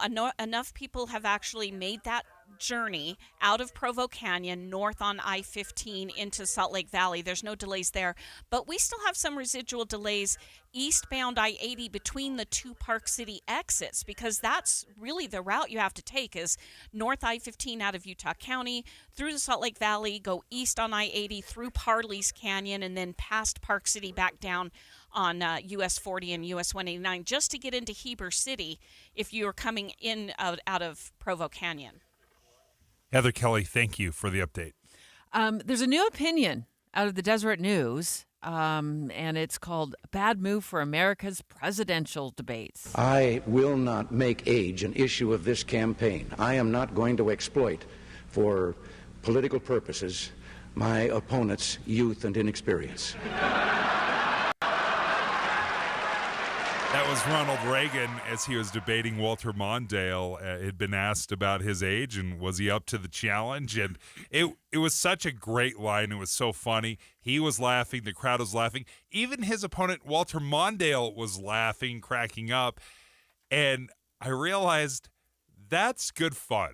Like that was a good line. And then it seems like since that moment, debates have turned kind of bitter and mean and caustic. Jay Evenson, opinion editor for the Deseret News, you write that the Biden-Trump debate agreement is bad for America. And what Dave just said makes me think, yeah, that agreement is bad because in this new agreement that they've made, it sounds like it's going to be on national television. There's not going to be a live audience. Well, I don't mind them not having a live audience. I think sometimes I can kind of skew. They try to throw out zingers that are really kind of irrelevant. And I mentioned in my column the Lloyd Benson and Dan Quayle one, which I think you have. I have as much experience in the Congress as Jack Kennedy did when he sought the presidency. Senator, I served with Jack Kennedy. I knew Jack Kennedy. Jack Kennedy was a friend of mine. Senator, you're no Jack Kennedy. I remember that. Yes, everyone remembers that. But I think Senator Benson, in my opinion, was playing to that crowd that was there at the debate. Take away that crowd, and it really is an irrelevant comeback because Senator Quayle wasn't talking about accomplishments. He was talking about experience in Congress. He'd had as much as John Kennedy had when he was elected president. And I think that you're absolutely right. When you have the audience and they cheer or they boo, or they can actually be quite the distraction to what the candidate is trying to say. As sometimes you'll hear a candidate explaining, and as he's kind of walking you down the path, they'll start hissing and booing. That is completely and totally inappropriate. And the moderators have tried to tone them down and get them to be quiet. They've been unsuccessful with it. So I'm with you. I think removing that audience is going to be helpful, because there's nothing worse than a zinger that has no response, that is just dead air. Jay, why do you write that the Biden debate agreement is bad for America? What was your thought process on that? Because we need a third-party arbiter. We need the Presidential Debate Commission to say, here are who the moderators are, here are the rules that we're going to abide by, and we're going to enforce those rules. And we also, they have a threshold for which candidates can compete. And Biden and Trump are never going to allow Robert F. Kennedy Jr. to be on that stage with them. But he's polling up to 14% on a lot of national polls and can play a spoiler. Why not have him on the stage so we can see what kind of a person he is and how he responds to questions? Can I just call an audible here? Mm-hmm. I think there might be a lot of people who are listening that might not really comprehend how the decision was made, but to have this debate coming up in June, I believe. June 27th. Yeah, between Biden and Trump exclusively on CNN. It sounds like without an audience, may or may not include RFK. There sounds like they might have put down some rules. If he can meet some thresholds, he might make the stage. Compared to the Presidential Debate Commission making the decision. Can you just give us a quick one or two sentences on Sure. on Well, that? the Presidential Debate Commission is a nonpartisan, or rather bipartisan group that comes up with rules and venues. So we were supposed to have a debate at the University of Utah, for example. And participants, they have the threshold, and the candidates don't get to pick who the moderators are. Okay. So when you have the two campaigns getting together, they're both looking for advantage, always looking for advantage. That's politics.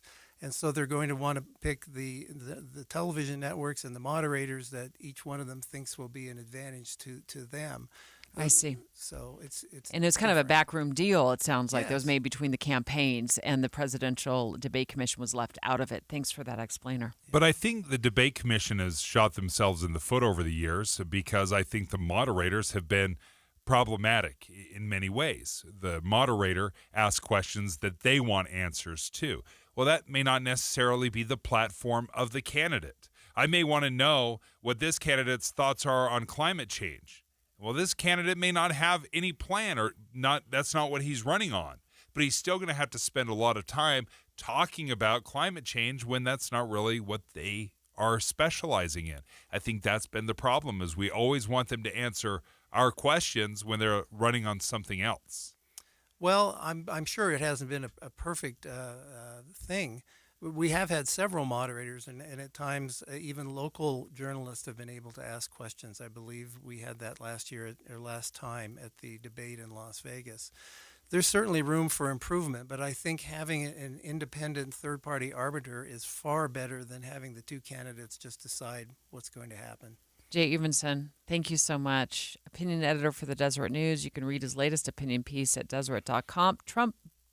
Biden-Trump debate agreement, bad for America. Well, I think debates generally have been bad because they turn into mudslinging and quippy one-liners where we don't really learn anything from the candidates about what they want to do for the country. So, I don't know. I think it's broken. I don't know if this is the fix, though. I'm with you, Jay. Thank you.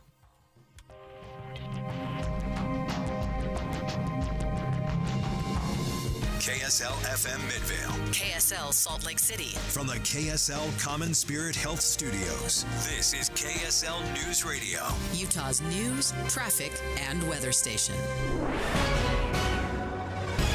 It's 11 o'clock at KSL News Radio. I'm Dan Bomas. KSL's top story this hour. Highway 189 past Deer Creek Reservoir is closed. Recreational boating on the lake also shut down. while crews try to recover a missing truck driver from the water. The truck that went in the lake was carrying propane. They had to allow it to vent before they could get in the water. And they're also placing booms to contain spilled fuel. Our top national story this hour from ABC News. TSA says this Memorial Day could shatter previous travel records.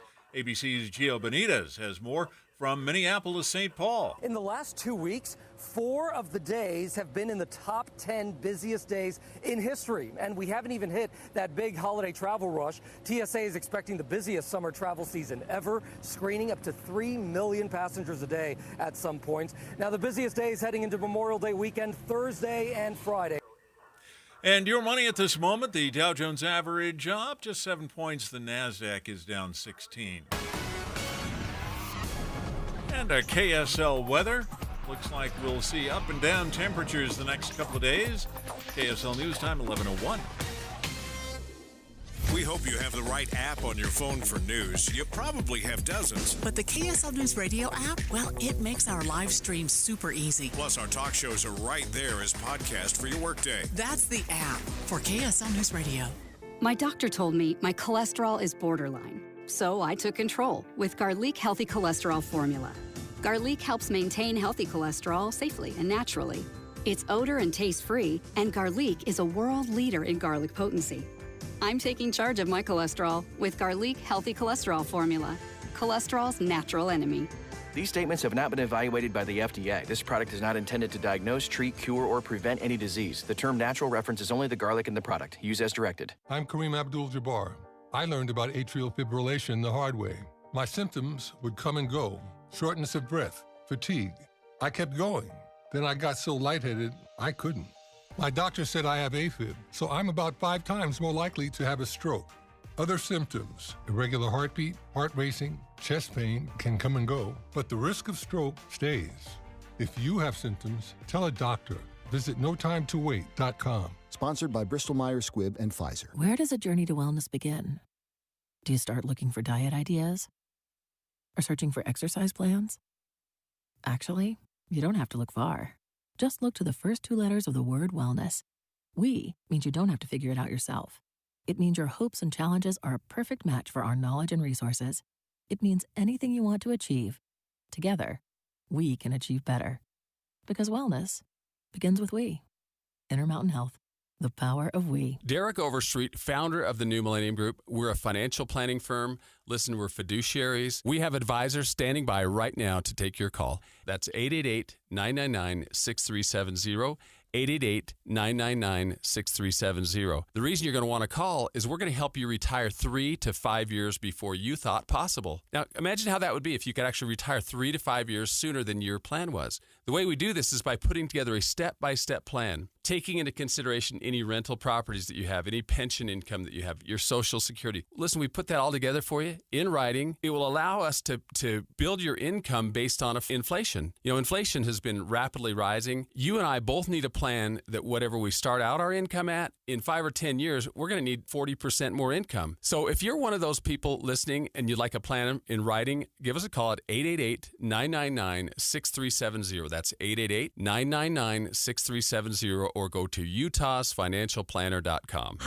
The life of a small business owner. Keeping the lights on, calling all the shots. And then there's workplace accidents. 500-degree ovens, rusty nails. Danger lurks around every corner. Workplace accidents can happen, but there is an easy way to keep your employees covered. Talk to your agent about workers' comp coverage from Pi, or go to piinsurance.com and get a quote. Safety first, then Pi Insurance. Individual rates, offerings, and savings may vary, subject to policy terms and conditions. Not available in all states and situations. Traffic and weather together, brought to you by Dino Day. Celebrate on June 1st at all Sinclair locations. Here's Ricky Meese. Again, we do have the closure in place of Highway 189 by Deer Creek Reservoir. This is mostly on the Wasatch County side of things, but this closure is in both directions and expected to be an extended closure for recovery and hazmat cleanup. You will need to use an alternate route. If you need to travel between Heber and Provo, you've got to use Highway 40 up to Parley's Canyon, then travel down I-80 and then to I-15 into Utah County. For those who are looking for this closure to open anytime soon, it is not. So plan now to make an alternate route. This closure is expected to go until the late afternoon or early evening. Now, for those who are traveling any of the Valley freeways in Salt Lake County, you're good to go with no problems. Celebrate spring in a clean home. Call Zero Res and get one room cleaned, starting at just $25 with a 4-room minimum. Visit ZeroRes.com and book your appointment today. Zero Res. Ricky Meese in the KSL Traffic Center. It'll be cool today with a high in the low 60s, warmer tomorrow with a high of 76. Cool again on Thursday with a chance of showers. And right now, 55 degrees and sunny. I'm Dan Bomas from the KSL Common Spirit Health Studios. Listen online at kslnewsradio.com. We're Utah's news, traffic, and weather station. Dave and Dujanovic, your morning companions for talk, analysis, and key perspectives on Utah's biggest stories. On KSL News Radio, Dave and Dujanovic have inside sources. Well, there's nothing like drawing in a former federal employee to have a conversation with this former federal employee about the least popular and most popular best places to work in the federal government. And it wasn't surprising at all to me that 3, 2, 1, 0. All engine running. Liftoff. We have a liftoff. in all of the federal government, NASA is the most fun place to work. But I think we have a real problem on our hands because it looks like there's a lot of agencies across the federal government that might be miserable places to work. Dave? First of all, I'm the only person in this room right now that hasn't worked for the feds. I'm the only one that has held out. Debbie worked for DOJ as a spokesperson of the FBI. Yeah. Boyd, you worked for Senator Lee as his chief of staff. Is that the only Fed job you've had? Absolutely, yeah. In fact, it was a... Did you learn your lesson? I actually had made as an entrepreneur and a small business owner and a consultant, I had made the pledge very early in my career that I would never in the history of ever work for the federal government. And so I had to break my own rule. I think it's important to tackle this because at this point we have a lot of federal agencies that do a lot of different things, and if morale is an issue, and I know it is an ongoing issue at several agencies, and folks aren't ranking their place of work as the best place to work. And I guess what surprised me the most is the Department of Treasury, which is essentially the IRS, lands number 7 on the list. In my view, as an outsider looking in, that would be the most miserable place to work. I mean, all due respect to those who work there. But it lands 7 on the list, while the Department of Justice, which Dave said I worked for, that's right, for 4 years I was a spokesperson for the FBI, is down near the bottom as 16 on the list. And I loved my job. Yeah. So but I think as we're trying to attract people to this profession, it's got to be somewhat cool to work there. Yeah, and I think there's some interesting things. So if you look at the questions that they asked, they based these ratings on would you recommend this as a good place to work? That was the one question. The second was, how satisfied are you with your work and your job? And then the third question was, how satisfied are you with the organization? And so I think there's a couple of things that we have to look beyond that. I think your job, Debbie, was high stress, high moving, exhausting. And so you do have certain areas within government that it may be a great job. It may be one you really enjoy and love, but there may be a high burnout factor. It was because high burnout. It's a tough job. It's a stressful job. And so sometimes when we look at these rankings, you can say, well, maybe it's down here, maybe it's not. But there's a lot of factors that go into that. I think the morale issue that you're talking to, Debbie, I think is an important one. And I think as in most cases, I've actually found that most of those that work inside of government, they have the same kind of problems that most organizations do. Most people quit their boss, not the organization, because there's some sort of disconnect or friction there that makes going to work miserable. And you definitely find that in agencies, just like you do in other organizations as well. So as we're trying to answer some of these questions, can I ask you guys, from your experience, how satisfied were you with your job? I think both of you very obviously had high stress, kind of jobs as chief of staff, as a spokesperson.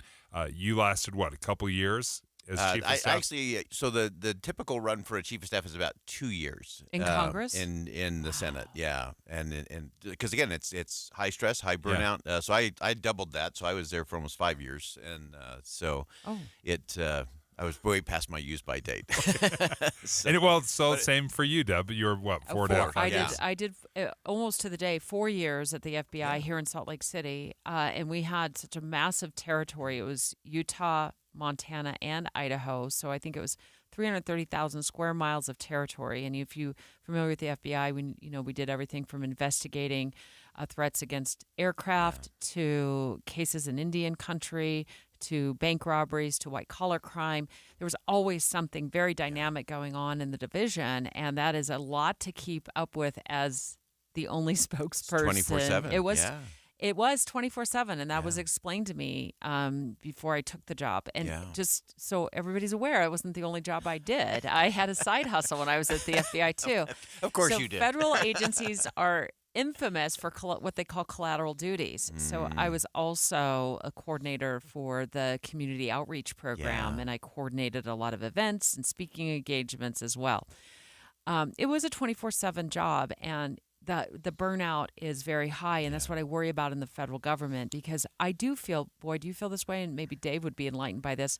I do feel there are some really good benefits to working for the federal government. Absolutely. And one is that pension. Yeah. There's a pension program which so few private businesses offer these days. Yeah, and so I think it's really interesting to look at all of those. There are some great benefits, and there are some great folks doing great public service in those agencies. Make no mistake about it. Government has a role to play, and they need to do that incredibly well. And there's a lot of great people who do extraordinary work. I always felt, again, from a congressional office standpoint, I always told our staff, hey, this is seasonal work. Come in for a season, go like crazy, make a difference, leave a legacy, and get out of Dodge. Get back to your community, go into the private sector. Now, there are roles that really require you to be there for a long time. You really become a specialist in those. I think some of those that do casework in congressional offices are some of the most amazing humans on the planet. And some of them have been there a long time, so they know the system. They know when Dave calls and says, hey, I'm at the airport. They're telling me that my passport doesn't work. They're the ones who are going to get you out of that jam. Yeah. The senator or the congressman will get all the credit, but it's those staffers that literally make that happen because they know who to call. They've built relationships. And so you have those kind of people on one hand, and then you have some of those who are hanging out for that nice pension, for those benefits. And again, it's like most organizations. You usually have about 15% of the people that are absolutely extraordinary, running through brick walls to serve people. You have 15% that are just hanging on and staying under the radar, trying to keep the job. And then you have a big bulk in the middle. And those are the people who, go for a season and can do it and move it forward. But to me, it's one of those, like most organizations, it comes down to an issue of leadership. And that's what actually creates whether people think this is a great place to work or not. I thought that was a great line. People usually quit their boss, not their job. And I'm sure that is so true. One thing that stood out to me, Boyd, as I was looking through this, they have it broken down. Large agencies, mid-size agencies, small agencies, and then agency subcomponents, which made me realize, holy smokes, there are a lot of federal agencies out there. Yeah, there are so many, and again, most of them, they do good work and they do the right things, and they're trying to be efficient and effective there for the taxpayers, and there are some where there's just bloat. Again, most organizations, cash flow covers a multitude of sins in an organization. Some of these agencies, I think, are overfunded. And because of that, they're expanding. They have people doing far less than maybe they could be or should be doing. And so it just, to me, it's not about who should get fired or what agency should get cut. It's about who is producing the results and doing it best, because that's the job. The lowest ranking and the best places to work in the federal government, and I feel badly for this, is the Social Security Administration. Yeah. And that is hard work. And that is... I bet. I mean, it's tedious. It's repetitive. You're dealing with lots of questions from people. A lot of questions, and a lot of people who don't understand the system. I mean, it is high stress, and it requires a high degree of emotional resilience, because you are having to show empathy to a lot of folks who maybe in tears, maybe worried about a mother, maybe worried about themselves. Yeah. And so it's high stress, it's high demand, and so that's definitely going to weigh on folks. And just real quickly, the Army, the Air Force, and the Navy kind of fall in the middle there. Yeah. I want there to be a lot of job satisfaction and the Army to consider that to be one. I mean, I think it's probably obviously a tough job, and they give everything to their jobs. Yeah, and that's one of those where you have to extend that toll all the way through their families, through spouse, children, extended family, because when you're deployed overseas, when you're on a submarine for 6 months, when you're not at home for birthdays and holidays and all of that because you're serving your country, there's a toll to that. And so, of course, that's going to impact how people view their job satisfaction and how they feel about things.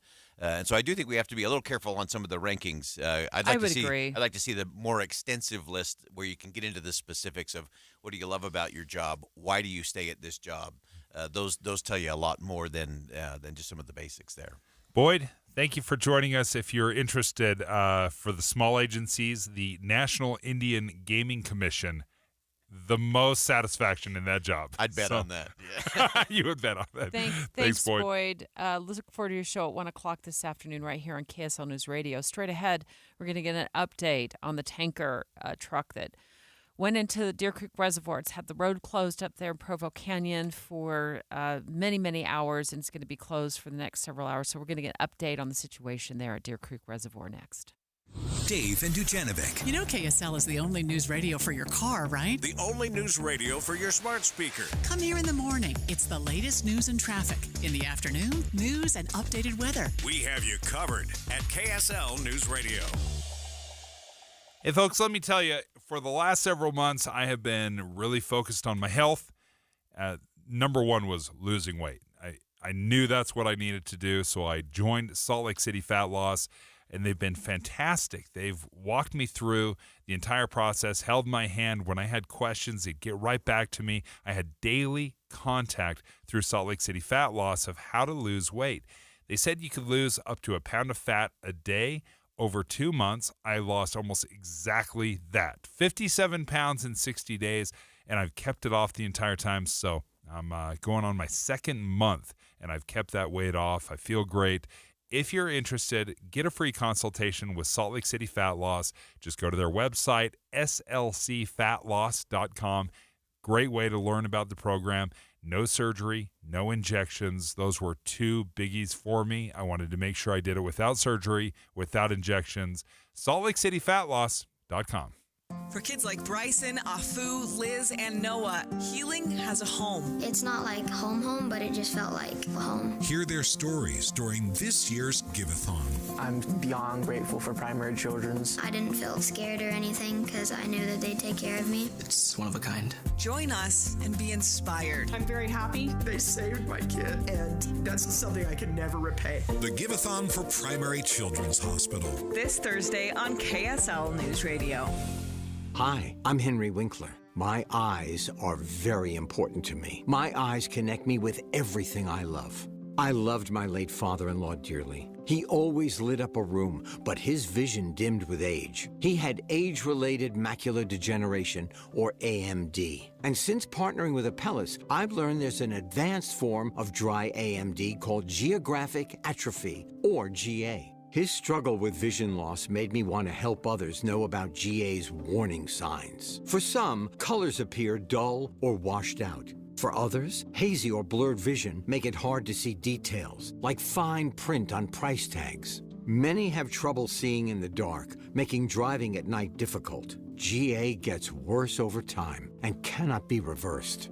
If you think you have GA, don't wait. Treatments are available. Ask a retina specialist about FDA-approved treatments for GA and go to GAWon'tWait.com. When the weather warms up, it's like a stampede. Except instead of dust stirred up by hundreds of hooves, it's a cascade of phone calls to Advanced Window Products. This is Jeff Kaplan. Soon as the sun shines and the snow's gone, people want new windows and frames from Utah's #1 custom window maker, and the wait for installation grows longer. But right now, you can get near the front of the line by calling for a quote and get $2,500 off when you purchase 10 windows or more. That's on top of the incredible savings for the highest quality double-pane windows and frames, any style, any color. See, at Advanced Window Products, they actually build the windows here in Utah, they install the windows, and they guarantee them for life. There's no middleman, and they can pass the savings on to you. They even offer buy now, pay later. So get in before the wait grows longer and get the $2,500 off. Get your new windows this spring. Make the call. Advanced Window Products, 801-850-9100.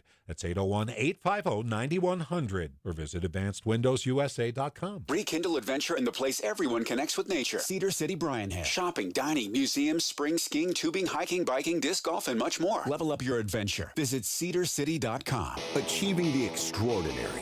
Getting things done. That's the Utah way. And that's Brad Wilson. He delivered the biggest tax cut Utah's ever seen, keeping more money in your pocket.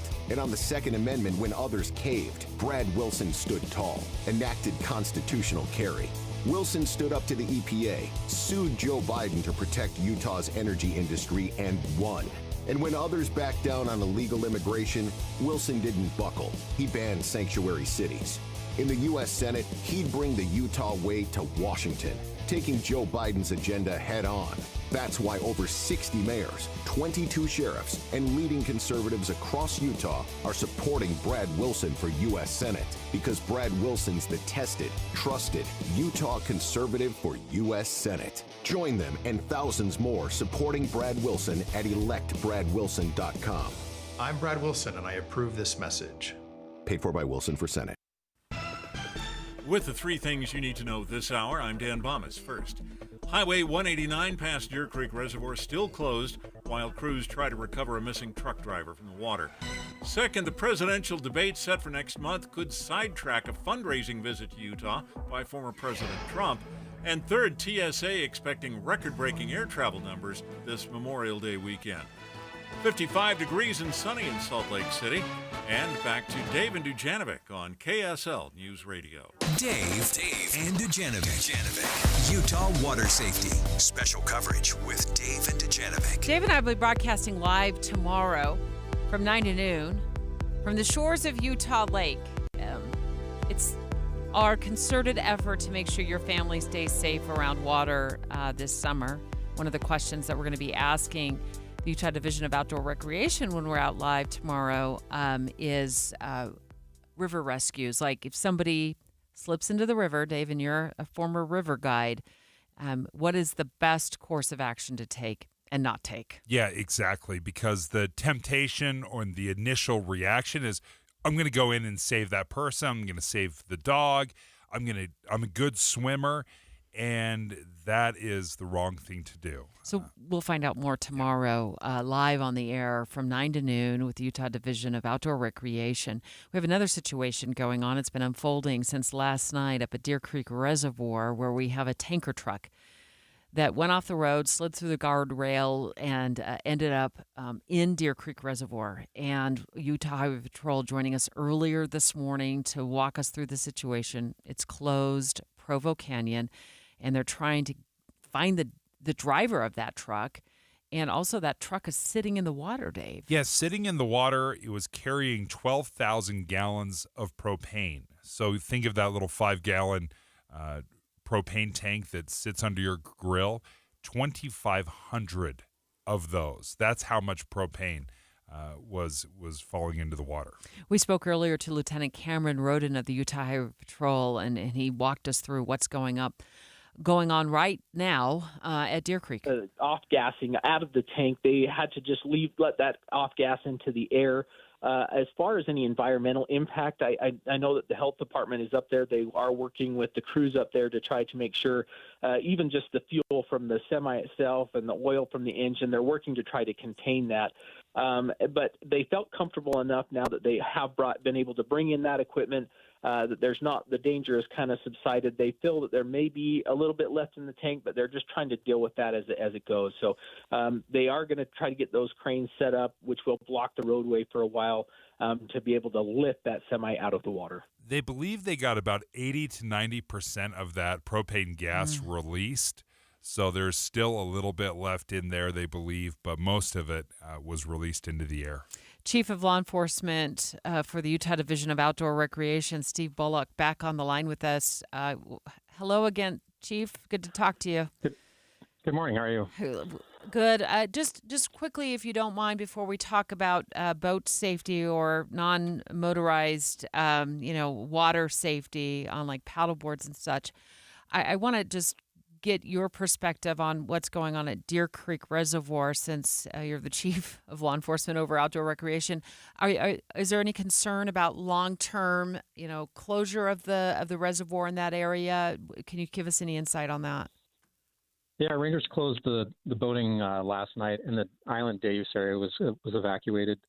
Today, the main boat ramp at the south end of the reservoir is open for boating. There's a ranger that's keeping them to the south end of the reservoir, and as they pull out that semi truck and camper and recover the driver's body, then they'll open the reservoir back up for regular recreational use.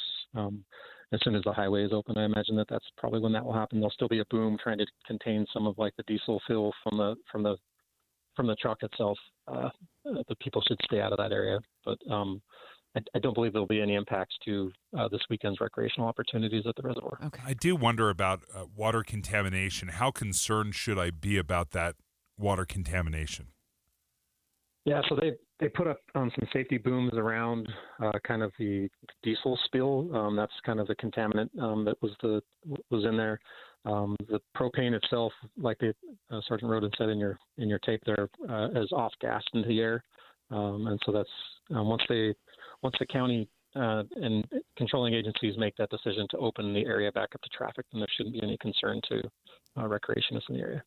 With the Utah Division of Outdoor Recreation, one of the things, as we shift gears a little bit, your message is safety. Now, in so many different ways, whether it's life jacket safety, paddleboard safety, can we talk a little bit about the non-motorized boating safety? Because so often when we talk about boating safety, I think people think, the speed boats or, the wake boats, stuff like that. What about the non-motorized boats? What do we need to know about that safety? Yeah, thank you. Non-motorized boating is great. Think of your kayak or your paddleboard or sit-on-top kayak that you can purchase at Walmart.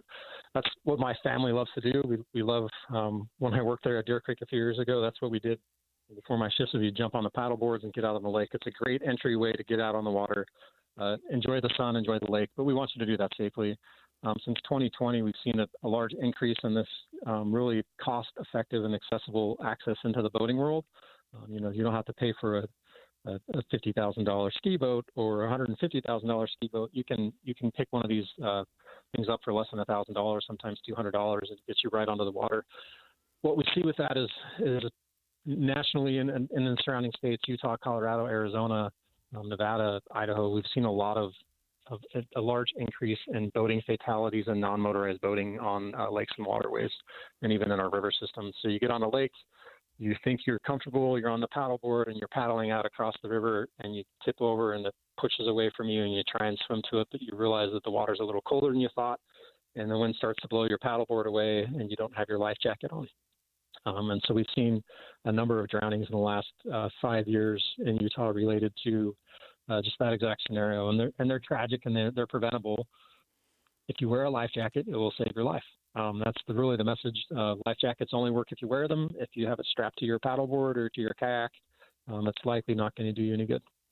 I paddleboard up at Deer Creek. We were just talking about that, and obviously they've got some of that area, closed because they've got the tanker truck in that now that they're trying to get out of. But I also paddleboard on the lake out by my house, and my daughter and I were out on the paddleboards the other day, and the winds really picked up.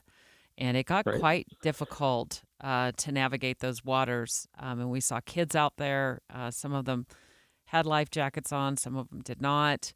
And they were trying, they were getting kind of swept to the other side of the lake.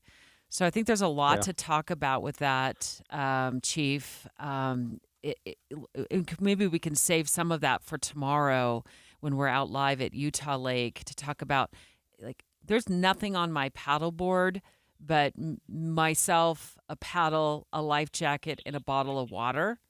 And I know I'm on a lake. It's probably not that big of a deal, but I've had friends get into some like real trouble in the past. So I'd like your advice on what else I should be packing on that paddleboard. There's not a lot of room for it like you have on a boat, though, right?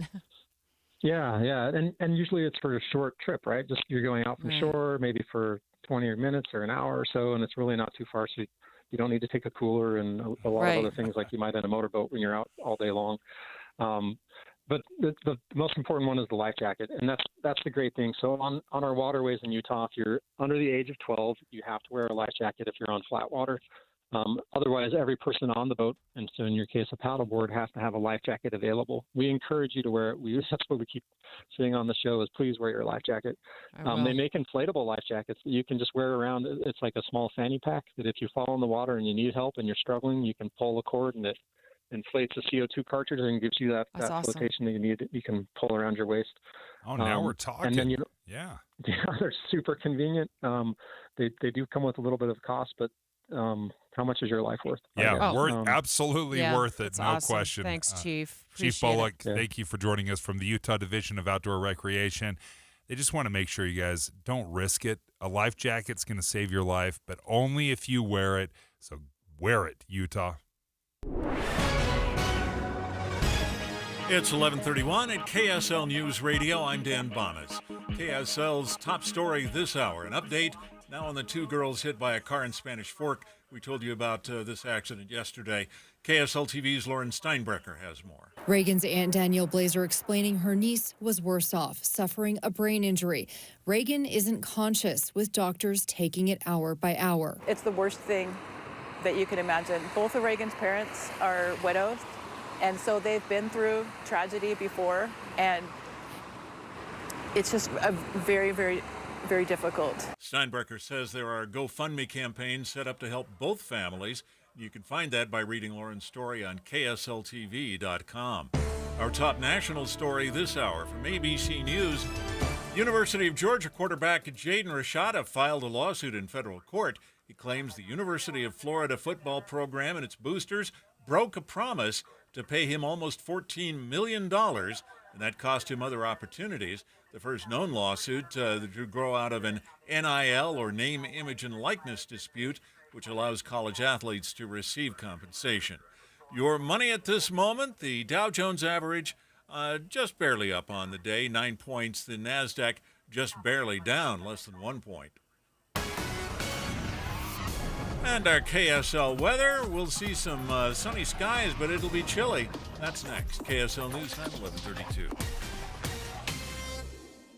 It's a priority for us at this station to bring you all sides of a story and to talk about the news fairly, completely. Get all the facts and be really aware. Utah's Morning News with us, Tim and Amanda. Weekday mornings 5 to 9 on KSL News Radio. Everyone's house is different, but they're all the same in one way. We've all got those places where the Wi-Fi just won't go. For you, maybe it's the attic. For me, it's my basement. Well, if you had wall-to-wall Wi-Fi from Xfinity, you could worry less about these dead spots. Finally. With wall-to-wall Wi-Fi from Xfinity, you get fast speeds throughout your home, reliable connection in every room, and power for all of your devices, even when everyone is online. That's wall-to-wall Wi-Fi from Xfinity. Get wall-to-wall Wi-Fi from Xfinity for a reliable connection throughout your home. Now through June 21st, new customers can get started with gig speed internet for $25 a month for 2 years with no annual contract and free Wi-Fi equipment included when you add unlimited mobile. $25 a month for 2 years with no annual contract. Go to Xfinity.com. Call 1-800-XFINITY. That's 1-800-XFINITY. Or visit a store today. My friends swim no matter the season, but my moderate to severe plaque psoriasis can sometimes take me out of the moment. Now, thanks to Skyrizi and Clear Skin, count me in. With Skyrizi Risankizumab Riza, a prescription-only 150 milligram injection for adults who are candidates for systemic or phototherapy. 3 out of 4 people achieve 90% clear skin at 4 months. Don't use if allergic to Skyrizi. Serious allergic reactions and an increased risk of infections or a lower ability to fight them may occur. Before treatment, your doctor should check for infection and tuberculosis. Tell your doctor if you have an infection or symptoms such as fever, sweats, chills, muscle aches, or cough, or if you plan to or recently received a vaccine. Thanks to Skyrizi, there's nothing on my skin, and that means everything. Ask your doctor today about Skyrizi, the #1 dermatologist-prescribed biologic in psoriasis, and visit skyrizi.com or call 1-866-SKYRIZI to learn more. I'm Jason Walton, the only Republican political outsider running for the United States Senate. Are you tired of paying more but getting less? Food, gas, interest rates, they've all gone up. Sending more career politicians to Washington is not the solution. They're the problem. They're addicted to spending money we don't have on things we don't need. They're causing inflation as the federal debt goes up and the value of our money goes down. My opponents are big spending career politicians. Trent Staggs, 11 years politicking. Brad Wilson, 14 years. And John Curtis, as a Democrat, began 24 years ago. I'll stop runaway inflation by forcing politicians to spend only what we give them by passing a balanced budget amendment within 2 terms, or I won't run for re-election. If the other candidates won't make you that promise, then they care more about their careers than about our country. I'm Jason Walton, a candidate for the United States Senate, and I approve this message. Paid for by Friends of Jason Walton for Senate. Traffic and weather together, brought to you by Dino Day. Celebrate on June 1st at all Sinclair locations. And here's Ricky Meese. Once again, a reminder, due to the semi that rolled into Deer Creek Reservoir, Highway 189 is closed in both directions in the upper portion of the Deer Creek Reservoir area, and it's closed for a few miles. And UDOT is saying that Highway 189 Provo Canyon is closed due to this crash, and at this time, there's no estimated clearance time. We're hoping late afternoon or early evening we'll get some good information about that, but this is a hazmat and a recovery situation. UDOT is also saying that SR 92 Alpine Loop is not a viable alternative route at this time. It hasn't reopened.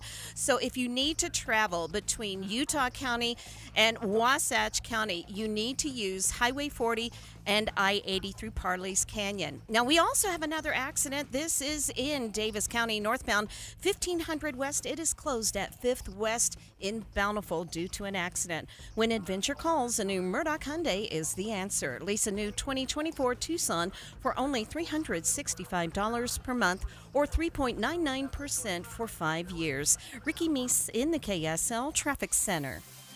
It'll be cool today with a high in the low 60s, warmer tomorrow with a high of 76, then cool again on Thursday with a chance of showers. And right now, we're at 55 degrees. It's partly cloudy. I'm Dan Bomas from the KSL Common Spirit Health Studios. Listen online at kslnewsradio.com. We're Utah's news, traffic, and weather station. Dave and Dujanovic, your morning companions for talk, analysis, and key perspectives on Utah's biggest stories on KSL News Radio. Well, there are 5 Americans right now trapped in Turks and Caicos. They went on a dream vacation. It became a freedom-stealing nightmare for them because all of them say they accidentally left ammunition, a.k.a. bullets, in their travel bags. I have a lot of fear and anxiety as to what's going to happen, and I'm hoping that the judge finds some compassion and leniency in the situation that I'm in. I understand and even respect that every country is different. They have different laws. It's also impossible for us to know every law in every country that we go into. Like, that's unreasonable. It's impossible.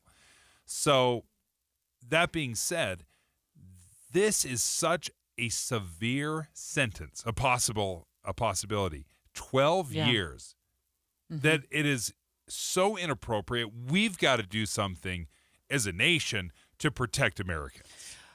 Okay, let's talk about that in a moment. I do want to back up just a minute first and explained that it was a couple of years ago that Turks and Caicos passed this law. They don't want guns. They don't want bullets in their country.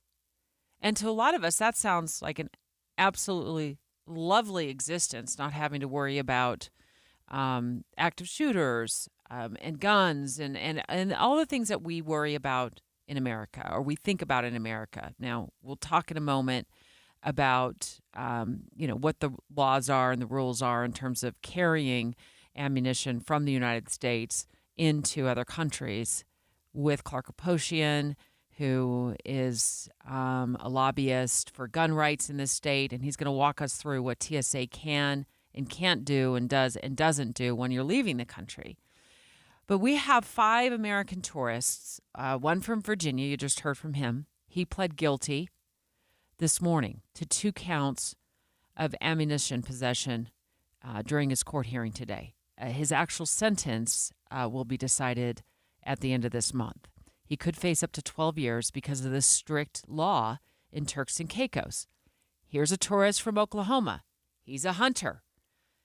He was coming back from Turks and Caicos and got stopped and arrested. They were hunting ammunition rounds that I use for whitetail deer, and I recognized them, and I thought, "Oh man, what a bonehead mistake! That I had no idea that those were in there." And you could almost hear him as he's describing it, just like, "Oh, that's an honest mistake. Throw them away. Everything's good, right?"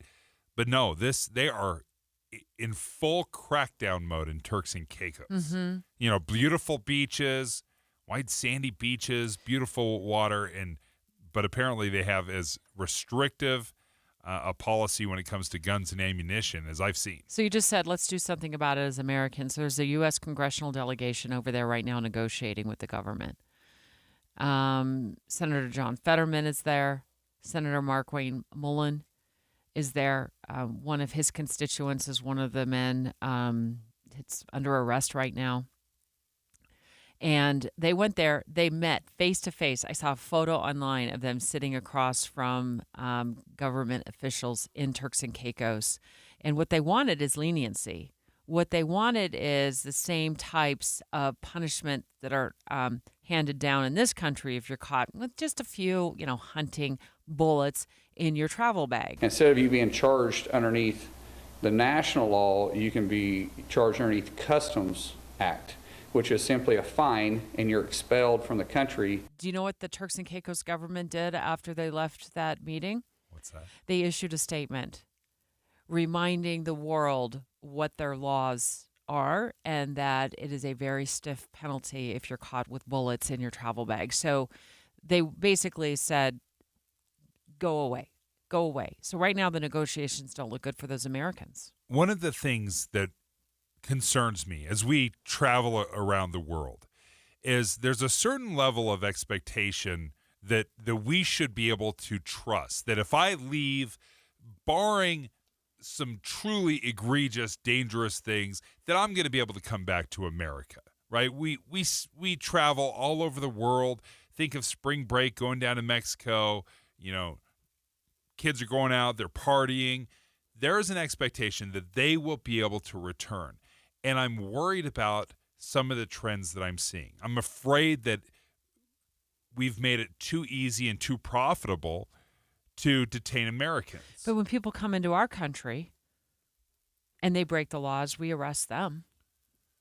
And I think there's an arrogance that Americans have that every law in our country will apply to us when we travel somewhere else. It just doesn't. That's not how it works. That's not how the world works.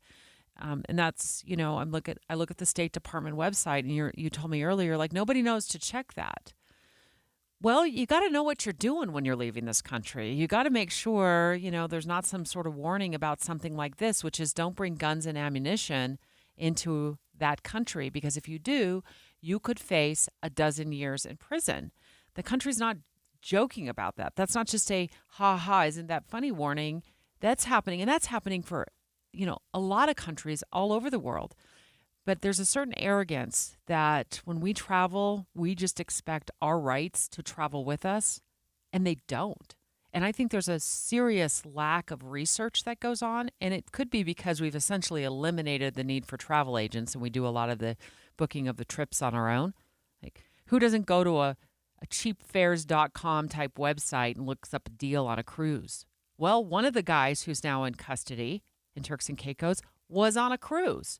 And you do your own booking and you don't realize or recognize that, hey, there may be some repercussions and consequences once I get there because they have far different laws than we have in the United States. They don't have a Second Amendment there. It doesn't apply to us. I think you're showing far too much grace to these countries. It's a shakedown. What do you want me to do? Go over there and rescue these people? Absolutely. That's Me? what we should do. It's what we should do as a country. We should absolutely. Well, they are. I'm talking about this is the country's responsibility. The U.S. delegation, the U.S. congressional delegation, 5 members of the delegation are over there negotiating with the government. What do you want to send the FBI in? Is that what you did just to bring them back? I mean, what? This delegation walking away without the Americans, and they're facing 12 years for 3 bullets is ridiculous. What happens to the argument of personal responsibility in these situations? Do we just check that at the door? How about innocent mistake? Yeah, but personal responsibility is know before you go. Look, I feel horrible for these families. One man has spent $100,000 in legal fees alone. He still very much could end up getting locked up for a dozen years. And you said earlier today, and I agree with you, it sounds like a shakedown. I think there needs to be also an awareness of risk. There's risk. It literally makes me not want to go to Turks and Caicos. It really does, Dave. Absolutely. Because what if it was our kids that were trapped there? What would I be able to do? A fine, a slap on the wrist, expulsion from the country, fine. We're talking 12 years in prison. What you're asking is that we go over there and we change another country's laws because we're America and we're the big bad America and they need to follow our laws and they need to recognize our Constitution and that just isn't happening. You're going to continue to bounce into a wall thinking like that. I mean, an appropriate response is what I'm looking for. Right. So you're saying it should be a fly swatter response, and they've taken a howitzer to this situation. Yeah, exactly. Straight ahead, Clark Aposhian. He's a lobbyist here in Utah for gun rights. He's joining the show next because Dave wanted to know, what are the rules when you're leaving this country with bullets in your bag? Next. Dave and Dujanovic. Dave and Debbie go out of their way to make sure you hear all sides of a story. They're working the phones to get several viewpoints on for you. Hi, it's Tim and Amanda. We get you the full story, too. We have you covered on KSL News Radio. One thing that I kind of love about Master Electrical is they've gotten into the generator business, the standby generator. So if your home ever loses power for whatever reason, say you have some very crucial medical equipment that's running in the house where you cannot have a blackout. Well, that's where the standby generator comes in and saves the day. Or you're like Dave and you ran out and bought yourself a new EV, a new used EV, but you need a place to charge it. And you could call Master Electrical to install the charger, but on top of that, you get your Generac standby generator from Master Electrical as well. So if the power goes out, that EV stays charged. Yeah, Master Electrical is the premier dealer for Generac, and they handle all of the installations to make sure that is done in-house. No third party is used for the service or the installation. That way they can maintain the highest standards for the homeowners. And not only the highest standards for you, but they also have different financing programs that fit almost any budget. Get that new standby generator from Master Electrical by going to masterelectrical.com. My wife and I always loved doing everything together. Jiu-jitsu, kayaking, and intimacy was always on point. It was around my early 30s when I noticed a downward trend. Watching a lot of TV, putting on weight, and just full of self-doubt. I had tried another men's clinic with disappointing results. It's the personalized treatment I receive at Revive Men's Health that has been the complete game changer for me. I've got my energy and motivation back, I'm feeling stronger than I did in my 20s, and it made me a much better husband to my wife. I'm Eric Ramos, healthcare provider at Revive Men's Health. If you are always feeling tired or moody, have a difficult time sleeping, or decreased libido, you may be suffering from low testosterone. Book your free T-check and exam at Revive Men's Health Salt Lake City. Call 801-263-7777. That's 801-263-7777. Or visit ReviveMen'sHealth.com. There's a lot to celebrate this month. Graduations, the end of the school year approaching, barbecues, and warm weather months ahead. Celebrate in a clean home by calling the cleaning pros at Zero Res. Take advantage of Zero Res's flash sale today. $25 per room with a 4-room minimum. You know Zero Res as the zero residue carpet cleaners that don't leave behind any dirt-attracting soaps and chemicals that other carpet cleaners use. Don't risk it with the other guys or go DIY with your carpet cleaning. It will end up soaked for days and actually do more damage than good. Keep the mud outside and not under your carpets. Just check out the 3,300 raving customer reviews online with a 4.8 Google rating. Schedule today and get one room Zero Resified, starting at just $25 with a 4-room minimum. Make sure to mention KSL. Book with ease at ZeroRes.com or call 801-288-9376. Zero Res. Spell it backward or forward. It's the right way to clean. Zero Res. As a business owner, you don't have time for automated systems. You need real support. Mountain America Credit Union can help businesses of all sizes. Mountain America has the personalized service and financial tools for success. From checking and cash management to merchant services and loans, we can help you reach your goals. Get real results. Get Mountain America Business Services. Loans on approved credit. Membership required based on eligibility. Learn more at macu.com/business. If you've got a honey-do list with electrical, plumbing, heating, or air conditioning projects on it, Any Hour Services can help. Call Any Hour Services, electrical, plumbing, heating, and air. anyhourservices.com. This is Derek Miller speaking on business. Escape the heat this summer to beautiful Park City. Nestled in the heart of the world-class Deer Valley Resort, the Stein Collection offers 3 opulent luxury properties to choose from. Corporate Director of Marketing, Jeannie Lambert, joins us with more. The Stein Collection Deer Valley is where perfect legendary experiences come to life. Our properties include Stein Eriksen Lodge, the Chateau Deer Valley, and Stein Eriksen Residences, all located within 5 minutes to historic Main Street in Park City. Each Stein Collection entity sets the standard for authentic hospitality and impeccable service. The collection's winning heritage and welcoming personality are the natural extensions of Olympic gold medalist Stein Eriksen, our founder and namesake. Year-round, guests are invited to escape into the very finest mountain getaways, where they enjoy the delights of gracious hospitality, relaxed luxury, and awe-inspiring views.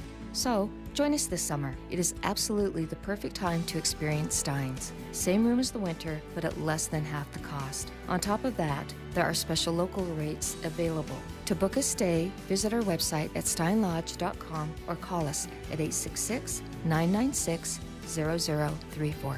The Stein Collection is more than just a brand. It's a promise and commitment that these destinations will deliver perfect, legendary experiences every moment of every day.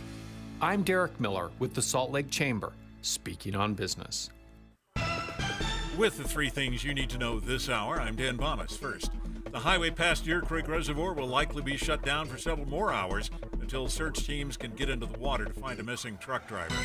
Second, one of the girls hit by a car at an intersection in Spanish Fork still unconscious. Her family raising money on a GoFundMe page. And third, a top college quarterback didn't get the NIL deal he says he was promised, so he's suing the University of Florida. 55 degrees, partly cloudy in Salt Lake City. And back to Dave and Dujanovic on KSL News Radio. Dave and Dujanovic. The United States federal government has a website. It's travel.state.gov. It's maintained by the U.S. Department of State. And when I search Turks and Caicos, where 5 Americans are now being held after being accused of bringing ammunition in their bags, at the top in big red bold print says, check your bags. Do not bring ammunition or firearms to the Turks and Caicos Islands. Why? Because they have a law It says no guns, no ammo. If you got caught with it, it's 12 years minimum behind bars. Which is just a shocking number. I mean, we have some mandatory minimums here in the United States, and there's all sorts of problems with mandatory minimums. This is Exhibit A, the number one reason and problem with mandatory minimums, because some hunter left a few, cartridges in his suitcase, and now his entire life has been ruined, possibly. We have a mom from Orlando who was coming back who got busted in Turks and Caicos for two cartridges, 2 bullets. We have a hunter from Oklahoma. There's a man from Texas, someone from Virginia who just pled guilty to 2 counts today. He's awaiting sentencing. Clark Aposhian with the Utah Shooting Council live on the line, and I think Dave brought up an excellent point a few minutes ago, and that is that, like, what are we doing in this country? But specifically, what is TSA doing at these checkpoints when folks are leaving the country to check and make sure they're not packing a gun or a bullet in their bag, even by accident? We with you, Clark? Oh, yes, you are. Oh, hey, thanks. I was waiting to divide into teams and see if it was Dave's team or Debbie's team. That's good. No. So what happens? I've never tried to travel with a gun or ammunition. What is allowed? What is appropriate? What is kind of the standard operating procedure?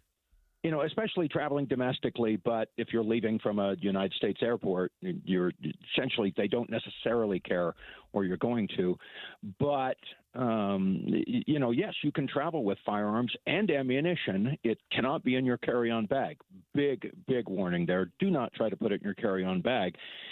Carry-on bags are obviously, they go through the X-ray machine right in front of you, and they're not necessarily, they're looking obviously for explosives or anything like knives, ammunition, firearms, and that'll be detected. If you get caught with ammunition or even a gun in your carry-on bag and it was an accident, an irresponsible accident, but an accident, and if you were tried to hide it, they're probably going to hook you up right there. Salt Lake City PD will, take you away. If it was an accident, you could definitely face a civil fine of up to a few $1,000s, and most of the time you're going to miss your flight on that one. If it was just some ammunition, I've literally had some ammunition accidentally many years ago, and they handed it back to me and said, run it back to your car, and so I just ended up throwing it away. But you can definitely face a civil fine. But if you were trying to hide it. Now, checked baggage, you can carry it in your checked baggage, your firearms and ammo. It's got to be in a hard-sided case. It has to be locked. It has to be declared. You have to tell the ticket agent, hey, I am traveling with unloaded firearms in my checked baggage. And the ammunition has to be in the original container, or you can put the ammunition in a magazine as long as the magazine's in a pouch in that hard-sided case. So do they double-check when you tell them? Does the TSA check for that occasionally, stuff? Some ticket agents will ask to see that the firearm is unloaded, and then when it runs through TSA, you have to have a little tag, an unloaded firearms declaration tag, inside the case, not on the outside. Then it runs through the TSA, X-ray machines for your checked baggage, and if they can't see through it, because they're mostly looking for explosives in that case, and if they can't see through it because of the heavy gunmetal, they'll ask for you to, give them the keys, and they open up your case and they swab it and look for explosives, and then you're on your way. So, well, Thanks, Clark. That explains a lot of how the process goes. And unfortunately for these individuals at Turks and Caicos, they caught in what I see as a shakedown. I mean, it just feels like a shakedown to me. This kind of, over punishment, it's not appropriate in my view, and they are lost right now. Getting information on a breaking story that happened several hours ago, but we were waiting an update from the Unified Police Department. That just came into Broadcast House yesterday, that they saying that they responded to a reported kidnapping and hostage situation in the Mill Creek area at about 3500 South and 2300 East in Salt Lake County. They said the call involved a 15-year-old victim, And upon arrival, officers entered the residence. They encountered a suspect with a firearm. So they got a report of a kidnapping and a hostage situation at 35th South and 2300 East. The call involved a 15-year-old victim. They get to the scene. They go inside the residence where they encounter a suspect with a firearm. And then they said during the incident, a shot was fired by police, resulting in the suspect's death, and that they did find a firearm at the scene, Dave. The protocol team, I guess led by West Valley City, will be investigating the incident, and UPD says they're going to release more updates as those updates become available. That's all we know of this circumstance so far in this situation. We were made aware of it overnight that something had happened in the Mill Creek area, but lacked a lot of details about it until just now. Maria Chaleos and our team of reporters and producers pick up the story from here. KSL FM Midvale. KSL Salt Lake